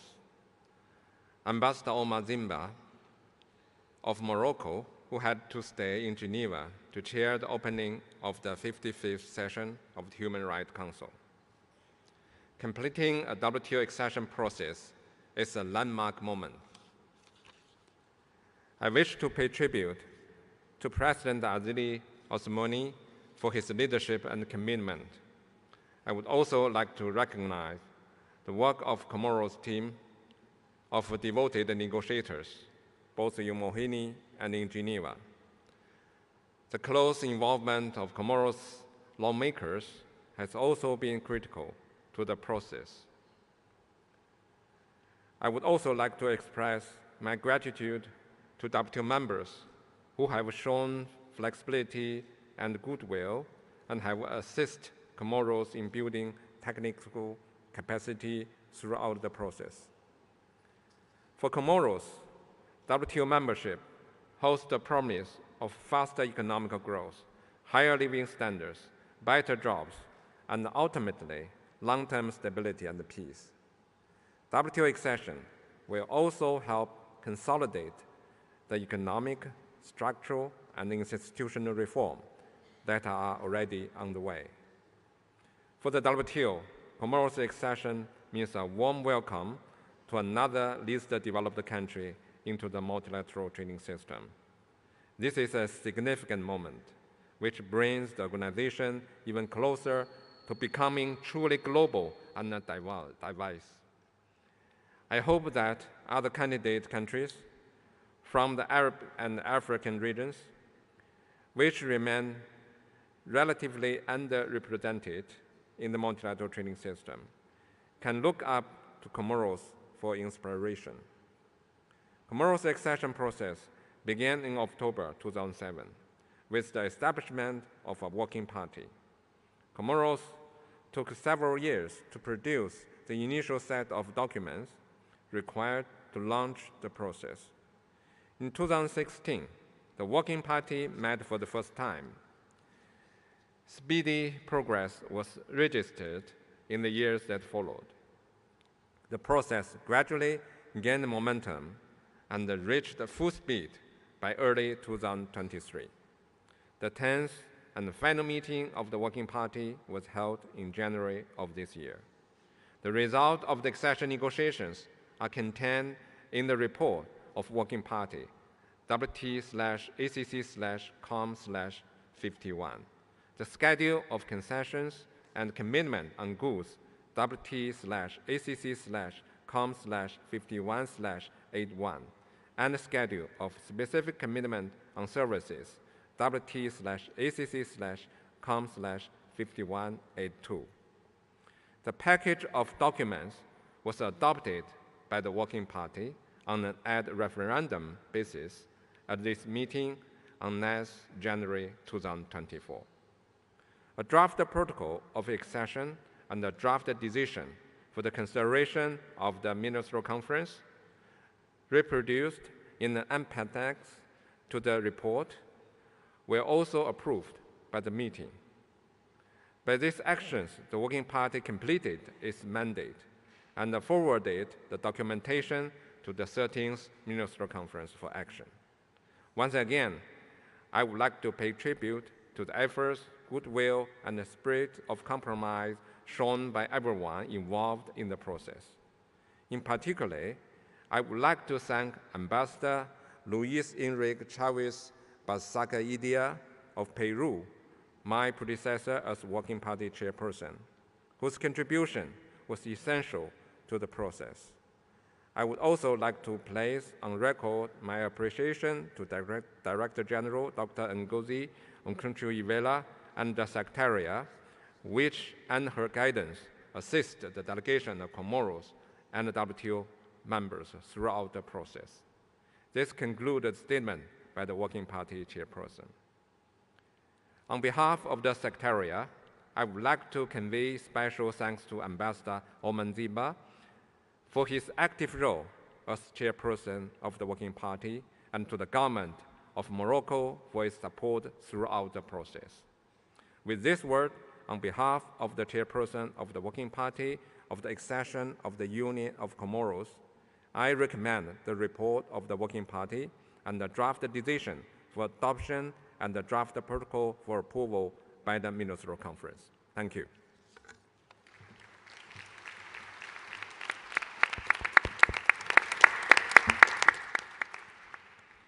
On behalf of the Ministerial Conference, I would like to thank Ambassador Omar for having served as a chairman of this working party for the last 3 years, as well as Deputy Director General Zhang for introducing the report of the working party.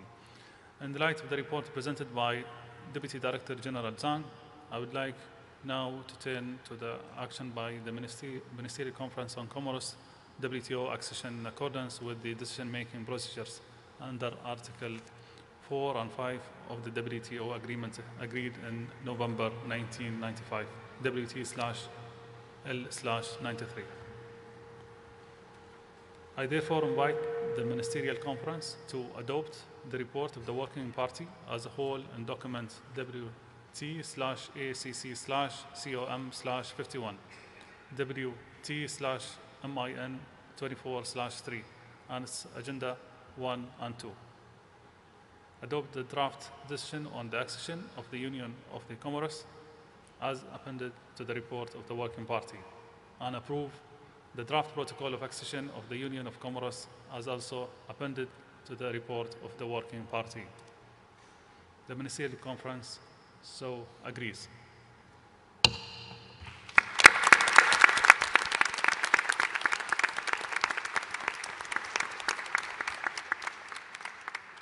It gives me great pleasure to welcome the decision we have just taken on the accession of the Union of Comoros to the World Trade Organization. I would like to take this opportunity to extend my congratulations to His Excellency President Azali and his entire team, and to the people and government of the Union of Comoros.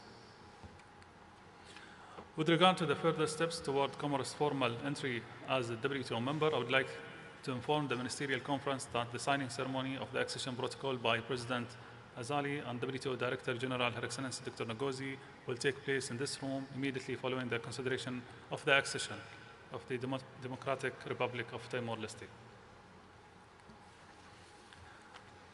The government of the Union of Comoros will then submit the protocol for ratification by its Legislative Assembly. In keeping with WTO provisions, Comoros will become a member of the WTO 30 days following the deposit of instruments of acceptance of the protocol. It is with great pleasure that I would like now to invite His Excellency Azali Osmani, President of Union of Comoros, to proceed to the podium to address the Ministerial Conference. Your Excellency, the floor is yours.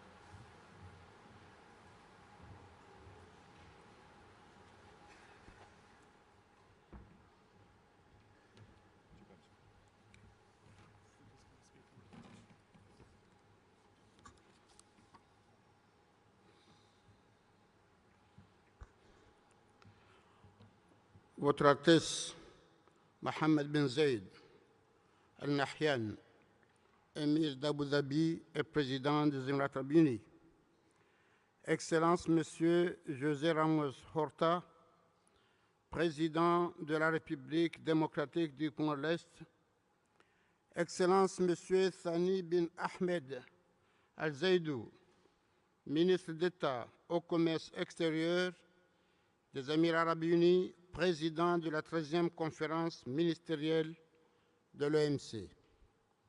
Madame Ngozi Okonjo, directrice générale de l'OMC et très chère sœur. Mesdames et Messieurs les ministres, Mesdames et Messieurs les ambassadeurs, distingués invités et participants, Assalamu alaikum wa rahmatullahi wa barakatuh. Je voudrais, à l'entame de mon propos, remercier mon frère, Son Altesse Cheikh Mohammed bin Zayed Al Nahyan, président des Émirats Arabes Unis, pour l'accueil chaleureux et fraternel qui nous est réservé dans cette magnifique ville d'Abu Dhabi et pour les bonnes dispositions prises pour assurer la réussite de nos travaux. En ce moment précis qui consacre l'adhésion des Comores à l'OMC, je ressens une profonde et légitime émotion et pour cause, cela fait 17 ans que mon pays a formulé sa demande d'adhésion à cette importante organisation. Et cela fait 9 années depuis que mon gouvernement et moi-même menons des négociations difficiles pour atteindre cet objectif. Et voilà que Dieu a voulu que ce moment coïncide avec celui où, à la tête de l'OMC, se trouve une personnalité en tout point remarquable de notre continent, ma sœur, Madame Ngozi Okonjo-Iweala, en qualité de directrice générale de l'OMC. Il se trouve aussi que ce grand événement se déroule dans un pays arabe, ami et frère des Comores, avec lequel j'entretiens les meilleures relations avec ses plus hauts dirigeants. Mais aussi, au moment où l'Afrique a décidé de mettre dans cette priorité la création de la zone de libre-échange continental africain, la ZLECAf, vous pouvez alors imaginer le grand plaisir que j'ai aujourd'hui à prendre part à cette cérémonie consacrant cette admission officielle. Altesse, Excellences, Mesdames et Messieurs, le chemin visant à faire de l'Union des Comores le 165e membre de l'OMC est l'aboutissement d'un processus parsemé de concessions, de clarifications, d'engagements spécifiques, mais il a aussi et surtout été fait de volonté partagée, de coopération et de partenariat mutuellement bénéfiques. En effet, notre requête d'adhésion à l'OMC a été introduite il y a 17 longues années et sous mon impulsion, le gouvernement a présenté en 2016 l'aide-mémoire sur notre régime de commerce extérieur en vue de donner un souffle nouveau à ce processus. Ainsi, cette importante adhésion que nous célébrons aujourd'hui est l'aboutissement heureux de négociations intenses menées au sein du groupe de travail sur l'accession des Comores. Mesdames et Messieurs, honorables assistants, l'adhésion acquise, nous entamons dorénavant la phase la plus essentielle, celle de la mise en œuvre des engagements en vue de permettre à l'Union des Comores de jouir pleinement des opportunités offertes par le commerce international, mais aussi d'apporter sa pierre à l'édifice. Il s'agira de mobiliser les partenaires au développement autour des besoins en assistance technique et des ressources financières nécessaires pour conduire les réformes permettant de nous conformer aux règles multilatérales du commerce et aux meilleures pratiques en la matière. Il s'agira également de développer une bonne stratégie de communication en vue d'une appropriation effective de ce nouveau statut par le peuple comorien. Notre conviction est que l'adhésion des Comores à l'OMC sera immensément bénéfique à toute notre économie, aux entreprises privées et publiques et aux consommateurs. Elle contribuera aux efforts de diversification des partenariats commerciaux de notre pays, à son intégration dans les chaînes de valeur régionales, continentales et mondiales. Avec l'adhésion à l'OMC, mon pays poursuivra ses objectifs de développement durable et d'éradication de la pauvreté, notamment en accélérant les investissements dans des secteurs stratégiques tels que l'agriculture, le tourisme, l'environnement, le secteur maritime et l'économie numérique. D'ores et déjà, des réformes entreprises dans le cadre de ce processus ont généré des résultats tangibles. À titre d'illustration, notre dispositif juridique et réglementaire ainsi que nos politiques ont été progressivement adaptés aux meilleurs standards internationaux. Pour sa part, le secteur privé aspire à un régime commercial plus prévisible et plus transparent, aussi avec la plateforme offerte par le système commercial multilatéral. Notre nation insulaire pourra-t-elle faire valoir sa voix au même titre que ses partenaires commerciaux internationaux? Cette adhésion renforcera encore davantage la visibilité de l'Union des Comores sur la scène internationale après la présidence comorienne de l'Union africaine qui vient juste d'arriver à son terme. Cela dit, mon pays en tant que nation, dont l'ambition est de parvenir à l'émergence à l'horizon 2030, suivant une transformation structurelle de l'économie, pourra également apporter une grande contribution à l'édifice de l'OMC. D'abord, par son appartenance à plusieurs communautés économiques régionales et à des organisations internationales telles que l'ONU, l'Union africaine, la francophonie, la Ligue arabe et j'en passe. Ensuite, parce que cette nouvelle donne intervient dans un contexte de mise en œuvre de l'ASLECAF qui sera bénéfique aux partenaires commerciaux régionaux comme internationaux au pays. En effet, la Banque mondiale estime que la mise en œuvre de réformes ambitieuses entraînerait la hausse de l'investissement privé de 13% du PIB d'ici 2030. Et c'est pourquoi mon gouvernement fera de l'attraction des investissements directs étrangers une priorité pour favoriser la réalisation de ces performances macroéconomiques. En outre, en application des règles de l'OMC, des réformes seront engagées dans le secteur des services pour attirer les idées et favoriser une concurrence saine au profit des consommateurs et des producteurs. Honorable assistance, Mesdames et Messieurs, mon pays doit son adhésion à l'OMC à la volonté, à l'accompagnement d'acteurs nationaux comme internationaux, à qui je rends un hommage appuyé pour le soutien indéfectible. Je pense en priorité au premier président du groupe de travail, l'ambassadeur de Pérou, dont la mission est arrivée à terme avant la conclusion des négociations. Nous le remercions pour le professionnalisme et la détermination avec lesquels il a conduit ces négociations. À son successeur, M. Omar Zniber, ambassadeur du Royaume du Maroc et à Genève, je dis un grand merci du fond du cœur pour son engagement fraternel, sa détermination sans faille et son remarquable professionnel.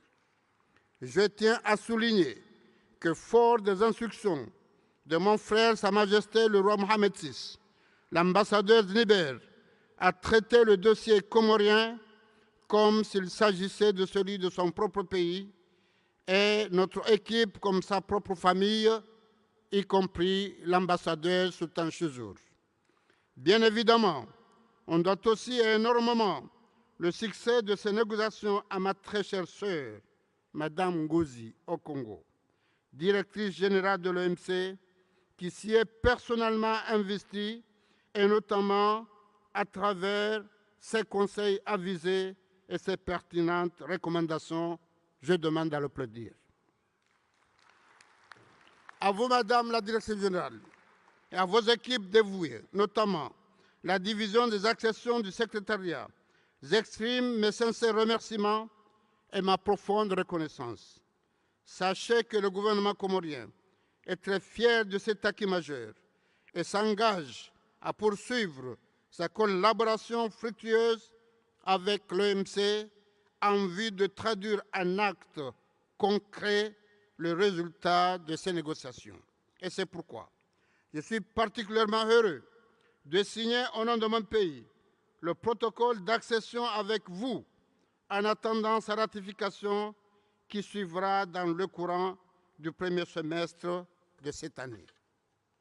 Je salue également le travail exceptionnel et le dévouement du gouvernement comorien en faveur de cette accession, en particulier les différents ministères de tutelle, ainsi que leurs équipes respectives et l'ambassadeur de l'Union des Comores à Genève, M. Sultan Chouzour. J'ai fait de l'adhésion de l'Union des Comores une priorité de premier plan, et c'est pourquoi je tiens à renouveler la gratitude de mon gouvernement, du peuple comorien, à l'ensemble de nos partenaires bilatéraux que multilatéraux que nous ont soutenus tout au long de ce processus. Et je voudrais vous rassurer de la disponibilité entière de mon gouvernement à poursuivre cet esprit de dialogue et de coopération dans le cadre de ce partenariat promoteur que nous venons de sceller ici à Abu Dhabi. Mesdames et Messieurs, honorables assistances, je ne peux clore mon propos tout d'abord sans féliciter mon frère, le président José Ramos Horta, pour l'accession de son pays à l'OMC et lui souhaiter bonne chance dans les actions futures à mener pour faire de ce grand acquis un vrai levier de croissance économique pour le Timor-Leste. Je ne peux clore mon propos, enfin, sans vous dire, mon frère, Cheikh Mohammed bin Zayed Al Nahyan, ma profonde gratitude, ainsi que celle du peuple comorien pour la grande amitié que vous avez pour notre pays et son peuple. En nous faisant l'honneur, Monsieur le Président, d'abriter cette cérémonie aussi historique pour nous Comoriens dans la splendide ville d'Abu Dhabi, vous continuez de traduire en actes concrets votre bienveillance et votre générosité envers l'Union des Comores et son peuple. Soyez-en vivement remerciés, tout comme l'ensemble du peuple frère des Armates unis. Wassalamu alaikum wa rahmatullahi wa barakatuh.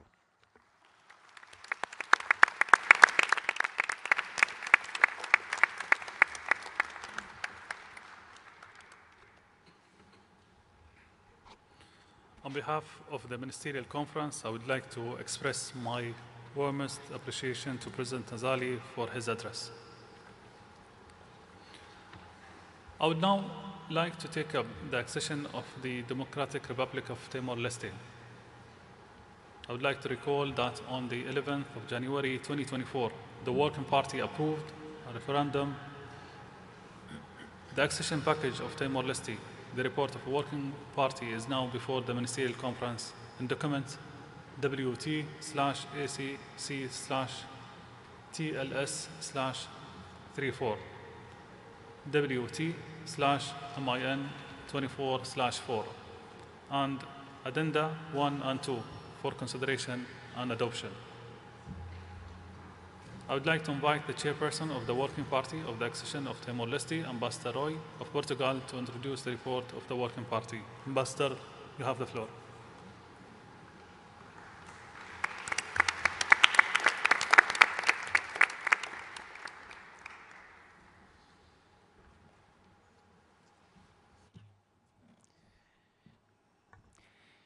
Your Excellency, Dr. Tani bin Ahmed Al Zayed, Chair of the Ministerial Conference, Your Excellencies, Mr. Azali Asuman, President of Comoros, Your Excellency Mr. José Ramos Horta, President of Timor-Leste, Your Excellency Deputy Prime Minister Mr. Francisco Cabo Aldilai of Timor-Leste, Honorable Ministers, Director General, General Council Chairperson, distinguished delegates and guests, ladies and gentlemen. As Chair of the Working Party on the accession of the Democratic Republic of Timor-Leste, I am honored to present the accession package of Timor-Leste and to report on the conclusions and recommendations of this package. The Working Party was established in December 2016 to examine Timor-Leste's request for WTO accession. Since its first meeting held in October 2020, in the midst of the COVID pandemic, the Working Party has a total of 7 meetings, with the final meeting held just last month, concluding the accession negotiations in a record time of 3 years and 3 months. This impressive achievement is the result of Timor-Leste's strong commitment and members' unshaken support to this LDC accession. The results of the negotiations constituting the terms of accession are contained in the following documents.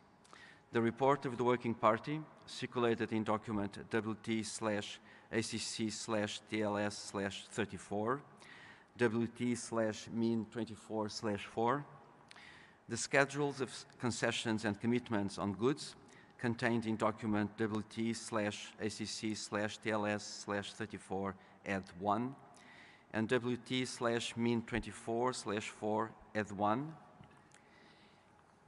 and the schedule on specific commitments on services contained in documents WT/ACC/TLS/34 Add 2, and WT/MIN24/4 Add 2.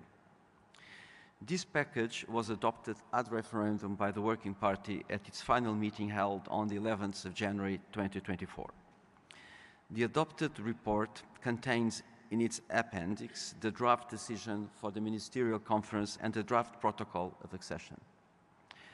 The protocol incorporates by reference the specific commitments undertaken by Timor-Leste in the report of the Working Party.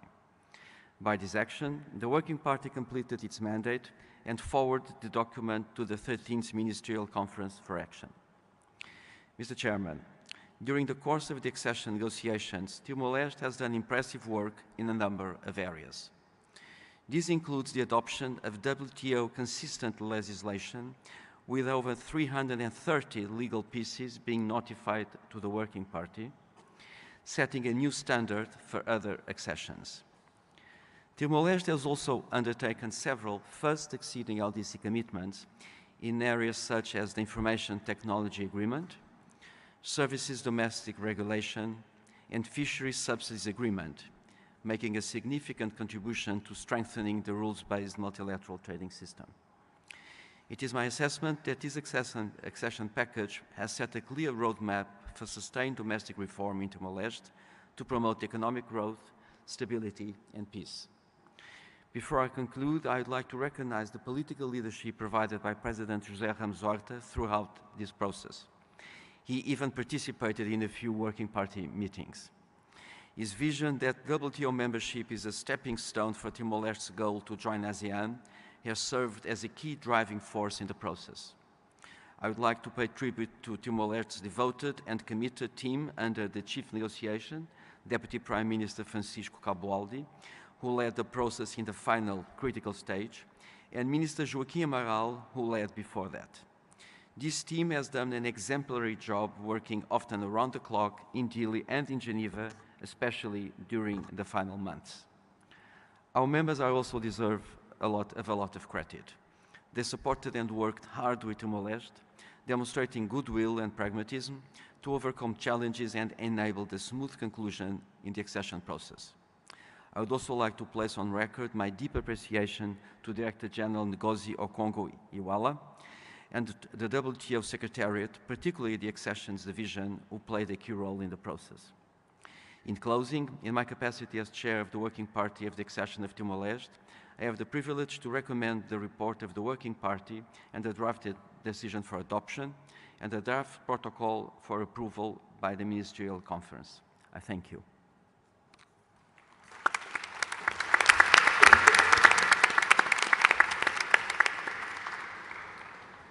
On On behalf of the Ministerial Conference, I would like to thank Ambassador Roy for having served as the chairman of this working party for the last 5 years.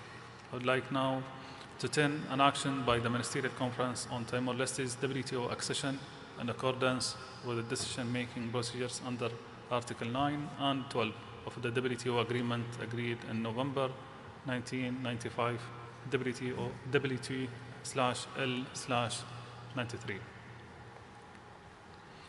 I therefore invite the Ministerial Conference to adopt the report of the Working Party as a whole in the document WT/ACC/TLS/34, WT/MIN24/4 and its addenda 1 and 2.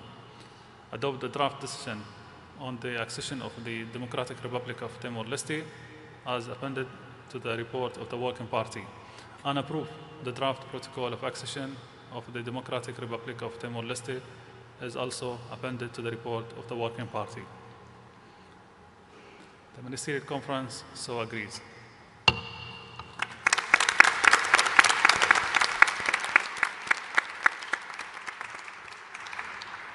It gives me a great pleasure once again to welcome the decision we have just taken, this time on the accession of the Democratic Republic of Timor-Leste to the World Trade Organization. I would like to take this opportunity to extend my congratulations to His Excellency President Jose and his entire team, and to the people and government of Timor-Leste.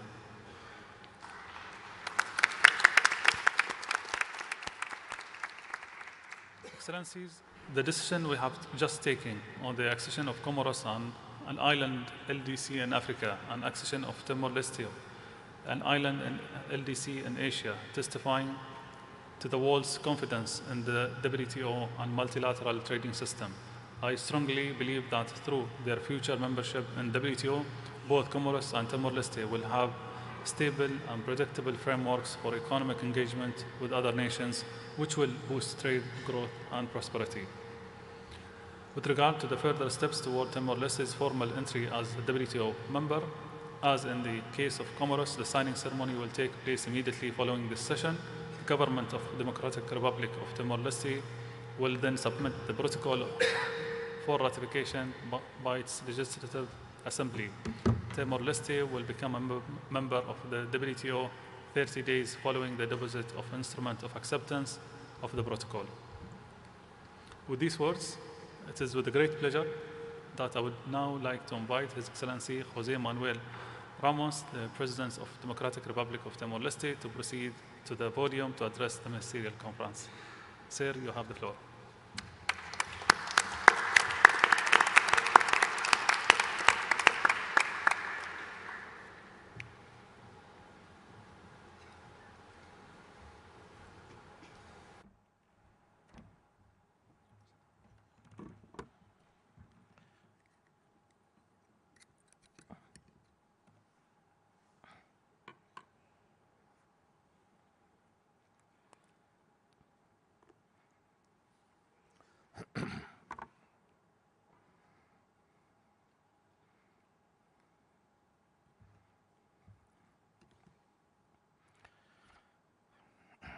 Excellency Chairperson of the 13th Ministerial Conference, Dr. Thani bin Ahmed, Excellency Dr. Ngozi Okonjo, Director General WTO, Excellencies Ministers, Excellency, Monsieur le Président de la République des Comores, pays frère. We are situated in the Indian Ocean. Je vous félicite chaleureusement de ces acquis d'adhésion à l'OMT.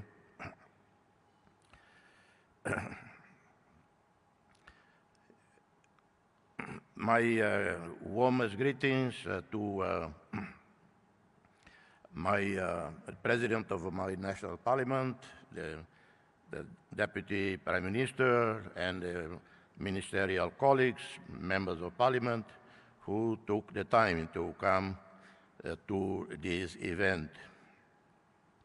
I warmly thank the host country and authorities, as well as WTO conference organizers, for the warm reception accorded to me and my delegation.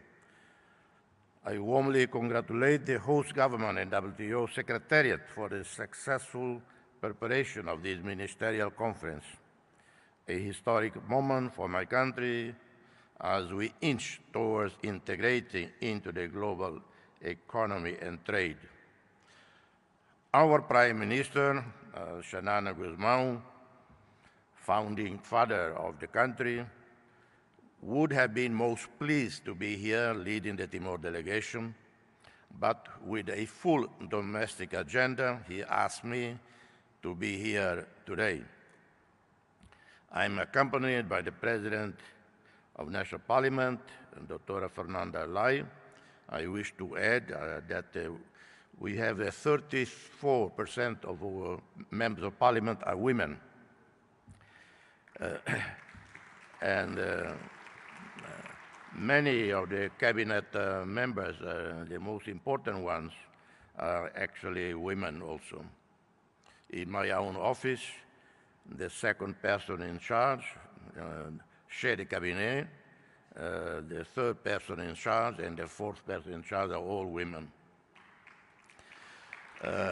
And also with us, with me, Deputy Prime Minister for Economic Development Coordination, His Excellency Francisco Lai. They all work very hard for us to be here today. We of Timor-Leste, the newest country in Asia, are strong believers in regional and international economic integration, the multilateral trading system, in particular ASEAN, in our region. Timor-Leste obtained our first WTO observer status in December 2016. So today, I and the whole delegation are overwhelmed with joy to be witnesses as WTO members officially adopt our accession package, sealing Timor-Leste official membership in the organization. Timor-Leste WTO membership marks a major step towards trade liberalization, integration in the global economy, access to international markets. Membership helps leverage the ongoing improvements in our infrastructure, human capital development, administrative capacity, growth, and economic diversification. The support extended by the international community enables us to undertake institutional reforms, adopt adequate legislation, enabling bureaucracy, administration simplification, enhancing human resources, expanding infrastructure development, thus aligning with WTO principles. My deepest appreciation for the active engagement of WTO Secretariat under the visionary, steady leadership of the Director General, Dr. Ngozi. I have had the privilege in meeting the DG on several occasions in different cities, in different countries in the world. When Dr. Ngozi demonstrated her unequal leadership, I thank you, Director General, for being such a strong advocate for WTO accession, as you are a strong advocate for the multilateral system of cooperation. This accession today contributes to Timor-Leste's ASEAN membership, which we hope will take place in 2025. My special thanks go also to members of Timor-Leste Working Party, chaired by Ambassador Rui Macieira of Portugal. Muito obrigado, caro amigo, Rui Macieira, for their exceptional commitment in support of our accession towards the end of this current phase of our accession journey. Some words of recognition are due to Timor-Leste permanent representative to the UN in Geneva, Ambassador Lourdes Bessa, for her tireless leadership, hard work, and of her mission staff. I am particularly pleased that our WTO accession is taking place in Abu Dhabi, birthplace of Sheikh Zayed, who unified the peoples of the Emirates. He dreamed of and built a country that is today a beacon of human fraternity and peace. And in pursuing this dream, he unified the Emirates, founded the United Arab Emirates, and it was here that the historic Declaration of Human Fraternity, co-authored by His Holiness Papa Francisco and the Grand Imam of Al-Azhar, Cairo, Professor Ahmad Tayeb, was signed on 19 October 2019. The dream of Sheikh Zayed, his legacy, is continuing with His Highness Sheikh Mohammed bin Zayed, President of the United Arab Emirates. So it couldn't be more symbolic, significant that we are here today. Timor-Leste accession in itself is bringing benefits to the country, and we expect that further benefits will materialize in due course. Being a member is essential to unleash the potential of our economy in several sectors. We are committed to diversify our economy, become a part of the value chain of global economies, to improve the well-being of our people through trade. But we all face challenges and opportunities. But the challenges are far too great and complex for us in the LDC, SEEDS, G7 fragile states. Some challenges are common to much of the world. Challenges related to climate change, unstable weather patterns, highly infectious global pandemics, outbreak of armed conflicts, unmanaged global rivalries, some of which have escalated into catastrophic wars unseen in decades, with obvious impact on the global economy, causing catastrophic supply chain disruption, rising costs of basic commodities, and impoverishing further the hundreds of millions living in abject poverty at the world's edge, at the edge of the world. In addition, as if the global landscape is not sufficiently dark, an extremely worrying challenge is the global debt crisis, which stands today at US $313 trillion in 2023. This, according to the latest report of the International Institute of International Finance. This represents 330% of global GDP, of which 55% are from developed markets. Excellencies, dear ladies and gentlemen, dear friends, we, the international community, we seem to be sleepwalking right into another financial meltdown, which could be far worse than all previous ones. Timor-Leste debt, our debt is a mere 13%, and none to commercial banks. We have a highly praised, well-managed sovereign fund.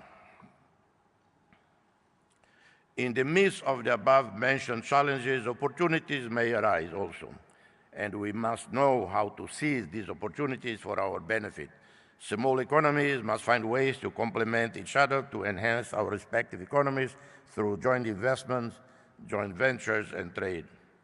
However, G7 and G20 countries, commercial banks holding developing countries' debt, should have written off the entire global debt of developing countries.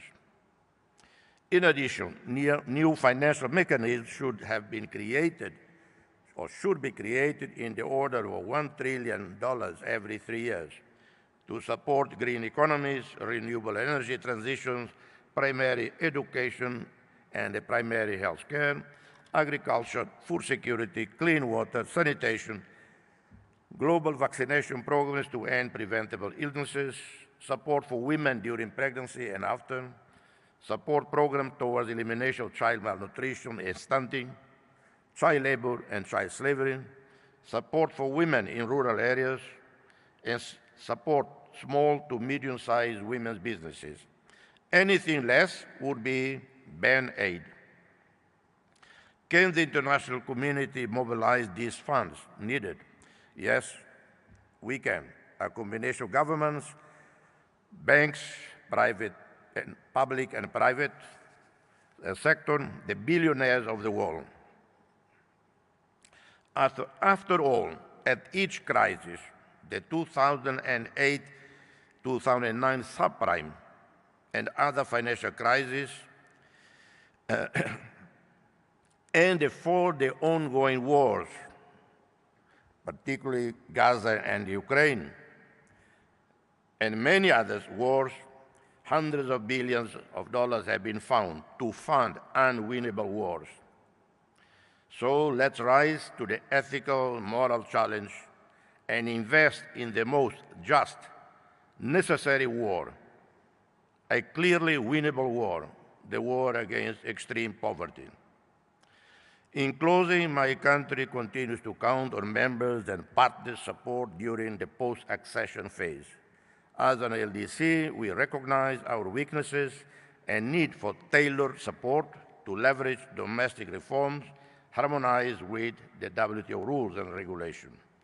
As a new member, we will continue to learn from our older peers with the hope to bring in additional values, thus contribute to further strengthen the cooperation between our nations. Last but not least, a boutique Timur Cafe is right outside.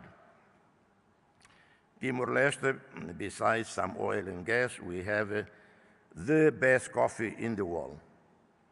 I know some here, Colombians, Panamanians, Costa Ricans, Brazilians, Papua New Guinea, Jamaica, Kenya, Ethiopia, they all would disagree with my claims. But let me tell you one thing. Papa Francisco, he drinks only Timor coffee. So, I advise you all also to drink only Timor coffee. May God the Almighty and the Merciful bless us all. Thank you.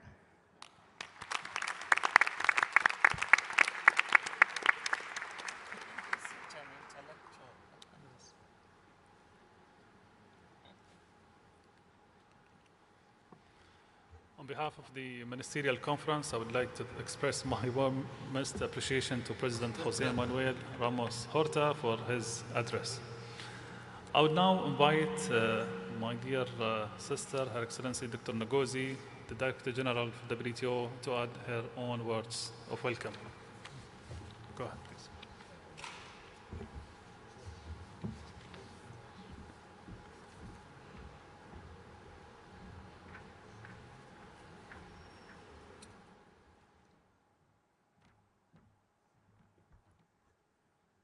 Thank you, Excellency MC13 Chair. This is a very, very wonderful moment for me, and I know for all of us.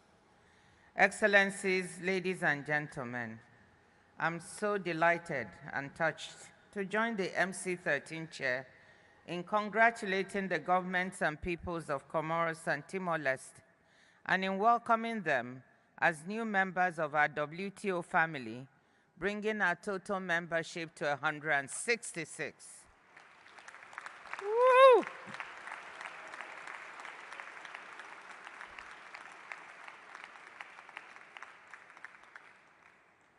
It is wonderful that President Azali Assoumani of Comoros and President Jose Ramos Horta of Timor-Leste are present here. Both of them were absolutely pivotal in bringing their respective countries' accession processes to the finish line. Without their personal involvement and their dedication, we could not have done it. To the officials from both countries who have been working tirelessly for years now, I offer my congratulations, my gratitude, and my encouragement. Although this might not be what you want to hear right now, this is just the beginning, but it's a very, very good beginning.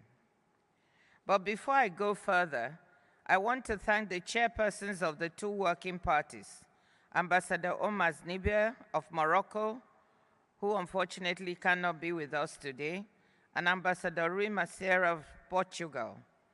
Without their dedication and leadership, today's accession would not have been possible. And of course, special credit also goes to WTO members, particularly members of the working parties, and to the Secretariat teams who were supporting them, ably led by the Accession Division. Today's achievements are truly a collective endeavor, one we can all be proud of. Accessions have always been a barometer of confidence in the WTO and the rules-based multilateral trading system. It is encouraging that despite all the challenges facing multilateral cooperation today, our organization is continuing to move towards universality. A diverse array of countries continue to link their own growth and future prosperity to the WTO's core values of openness, transparency, good governance, and the rule of law. I hope that Comoros and Timor-Leste will serve as inspiration for the 22 governments waiting to join, especially other LDCs and fragile and conflict-affected states. I said before that accession is a beginning. The benefits of WTO membership are not automatic, and our new members will need a support network to continue domestic reforms and to operate effectively in the global economy. The Secretariat is already stepping up its assistance in this regard, and it is my sincere hope that the rest of the members will provide technical assistance and supply-side support to accompany these two LDCs in the post-accession phase.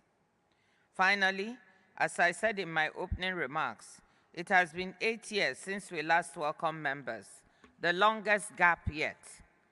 I hope we are not going to wait 8 more years. Not if I have anything to do with it.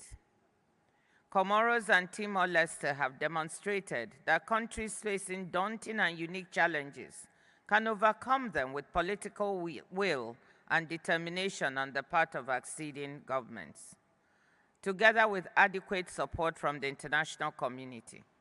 International organizations and development partners can make an important difference here by offering enhanced and coordinated technical assistance and capacity building to countries seeking to join the WTO. The two heads of state here are both presidents with whom I have worked closely, and in the case of President Ramos Horta, as he said, we've known each other for quite some time. I really want to say a special thank you to them for persevering and to their staff, because if not for their belief, we wouldn't have been able to get here. On behalf of the membership and the organization, I'm delighted to say to Comoros and Timor-Leste, Karibu and Benvindo, welcome. And let's all try to make joining the WTO even more special by delivering results here in Abu Dhabi this week. Thank you.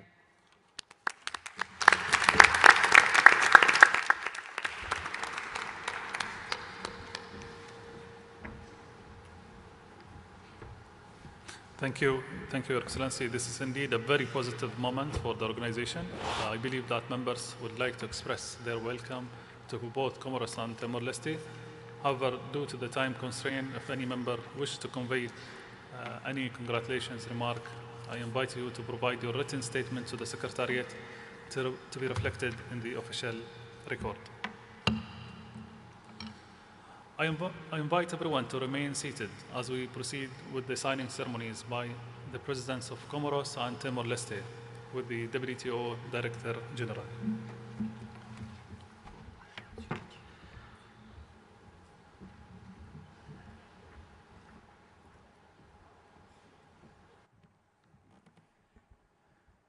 Congratulations once again to Comoros and Timor-Leste on this milestone.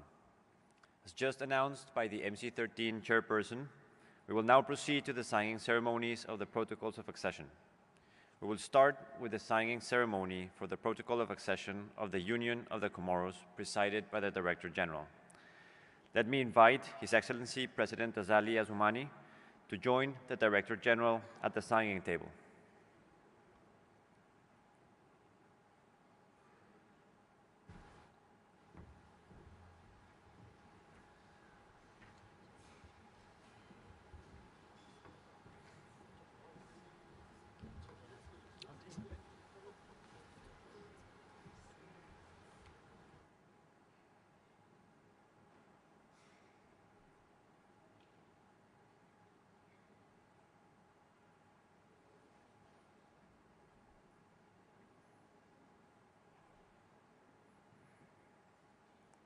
now invite the Director General to proceed with the signing ceremony.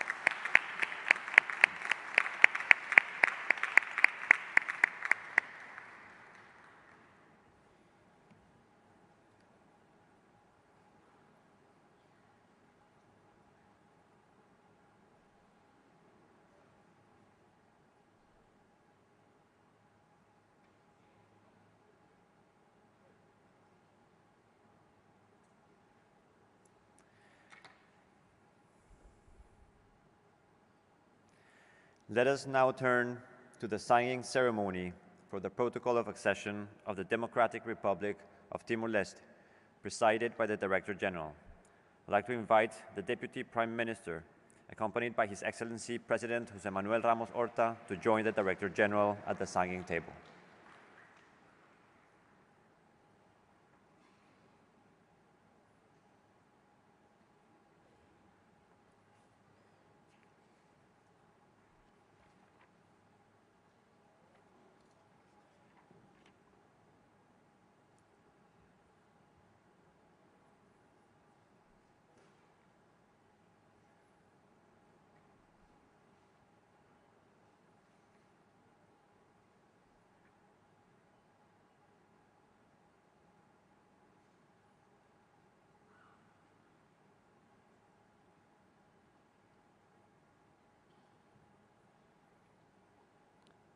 I now invite the Director General to proceed with the signing ceremony.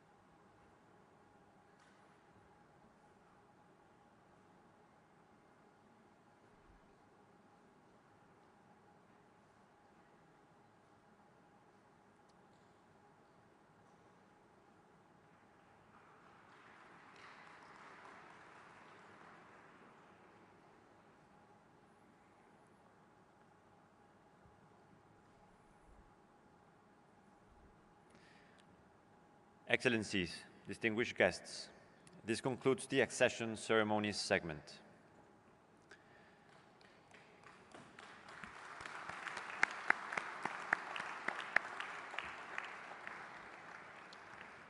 Let us now proceed to the final segment of the opening session, which is the ceremony on the deposit of instruments of acceptance of the Fisheries Subsidies Agreement. Let me therefore invite the Director General to address the Ministerial Conference on this important matter.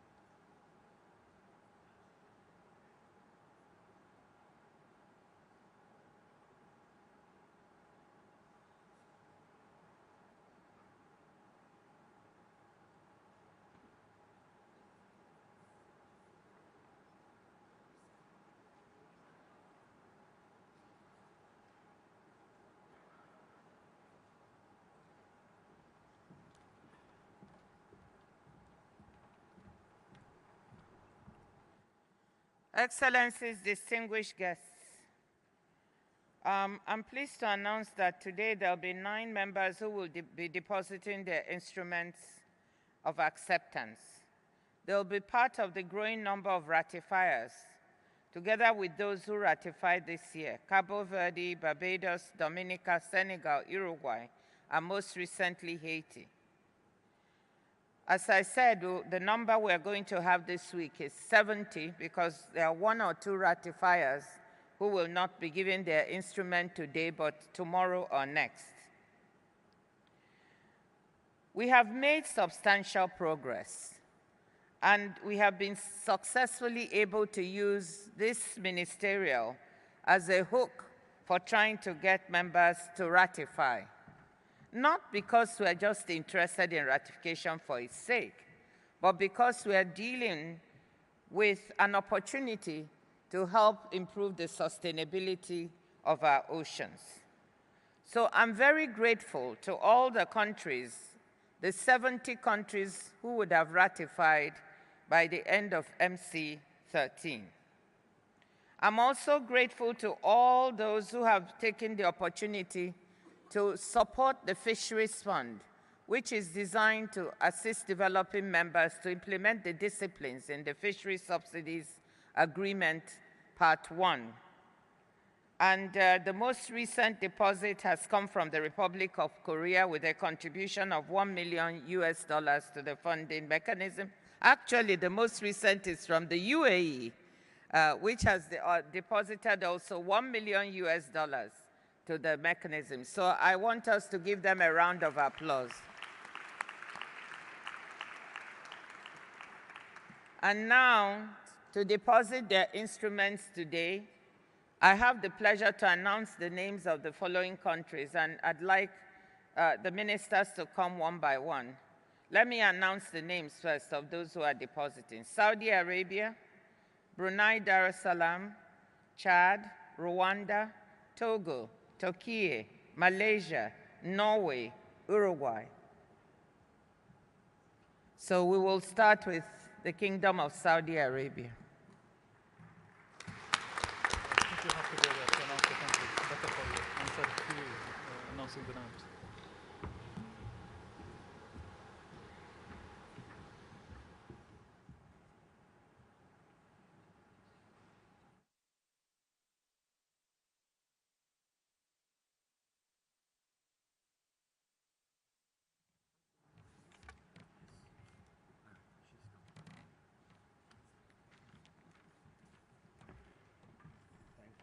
Thank you so much. I'm so happy.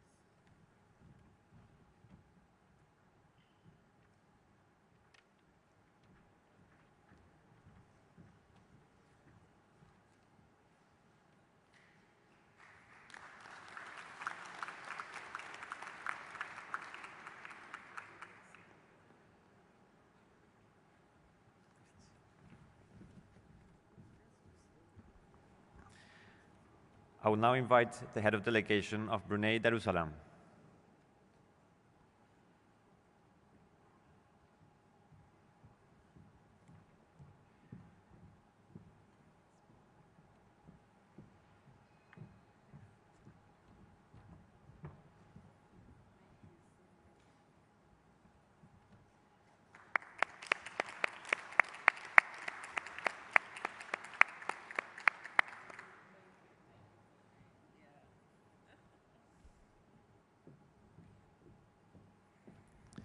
I now invite the head of delegation of Malaysia.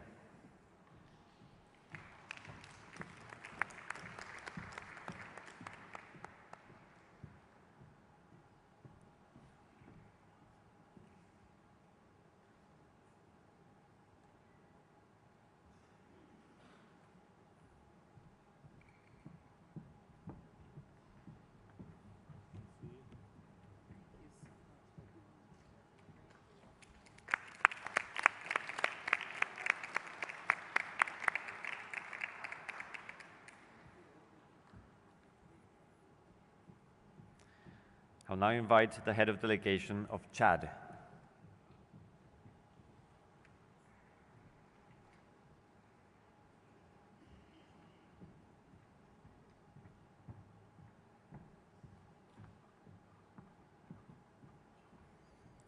We'll come back to Chad. I'll now invite the delegation of Norway.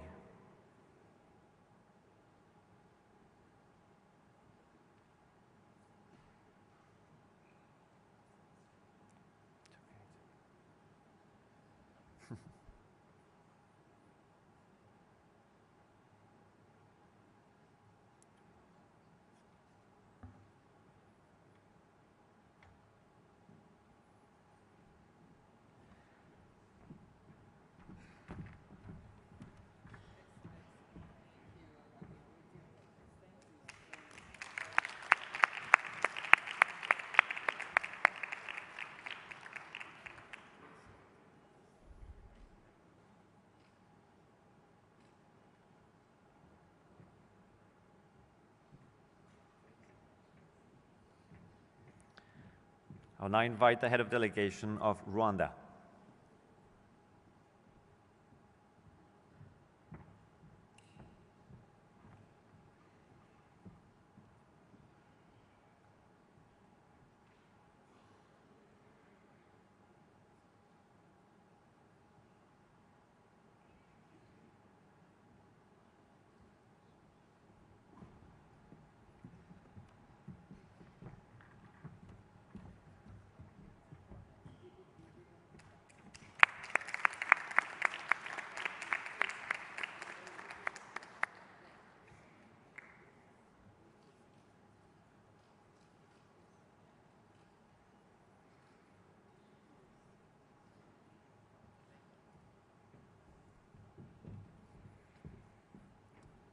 I'll now invite the head of delegation of Togo.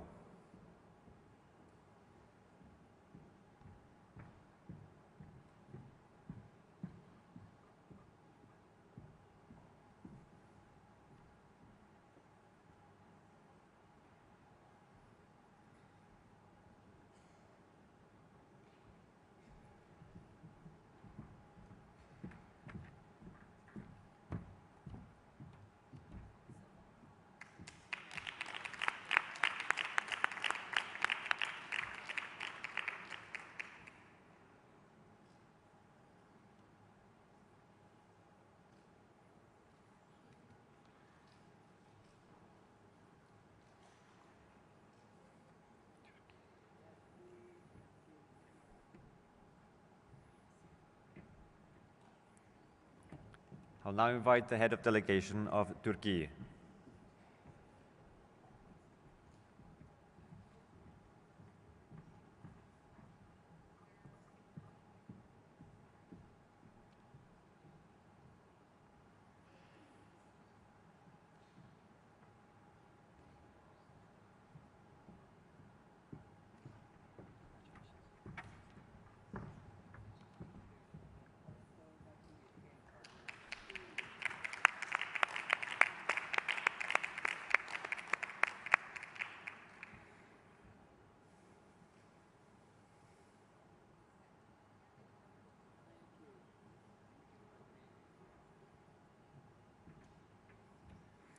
I now invite the head of delegation of Uruguay.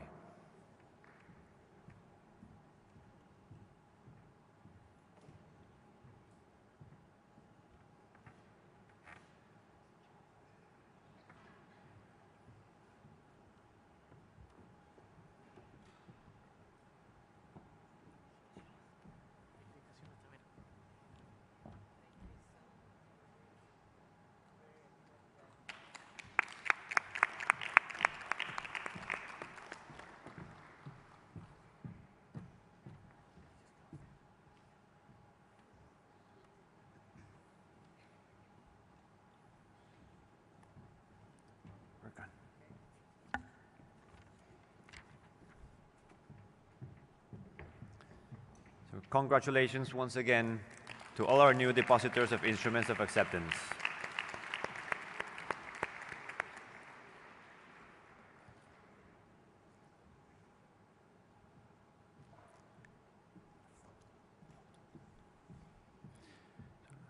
Let me now invite the ministers of heads of delegation of WTO members who have deposited their instruments of acceptance to come to the stage for a family photo.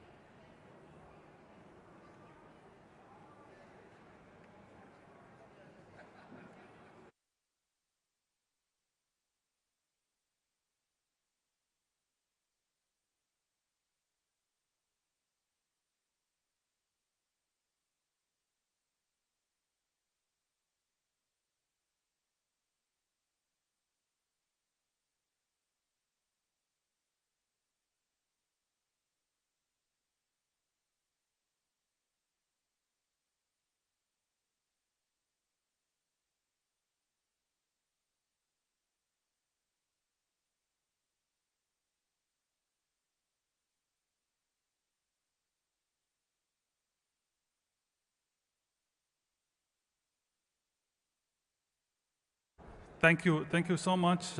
I now declare that the opening session of the 13th Ministerial Conference closed.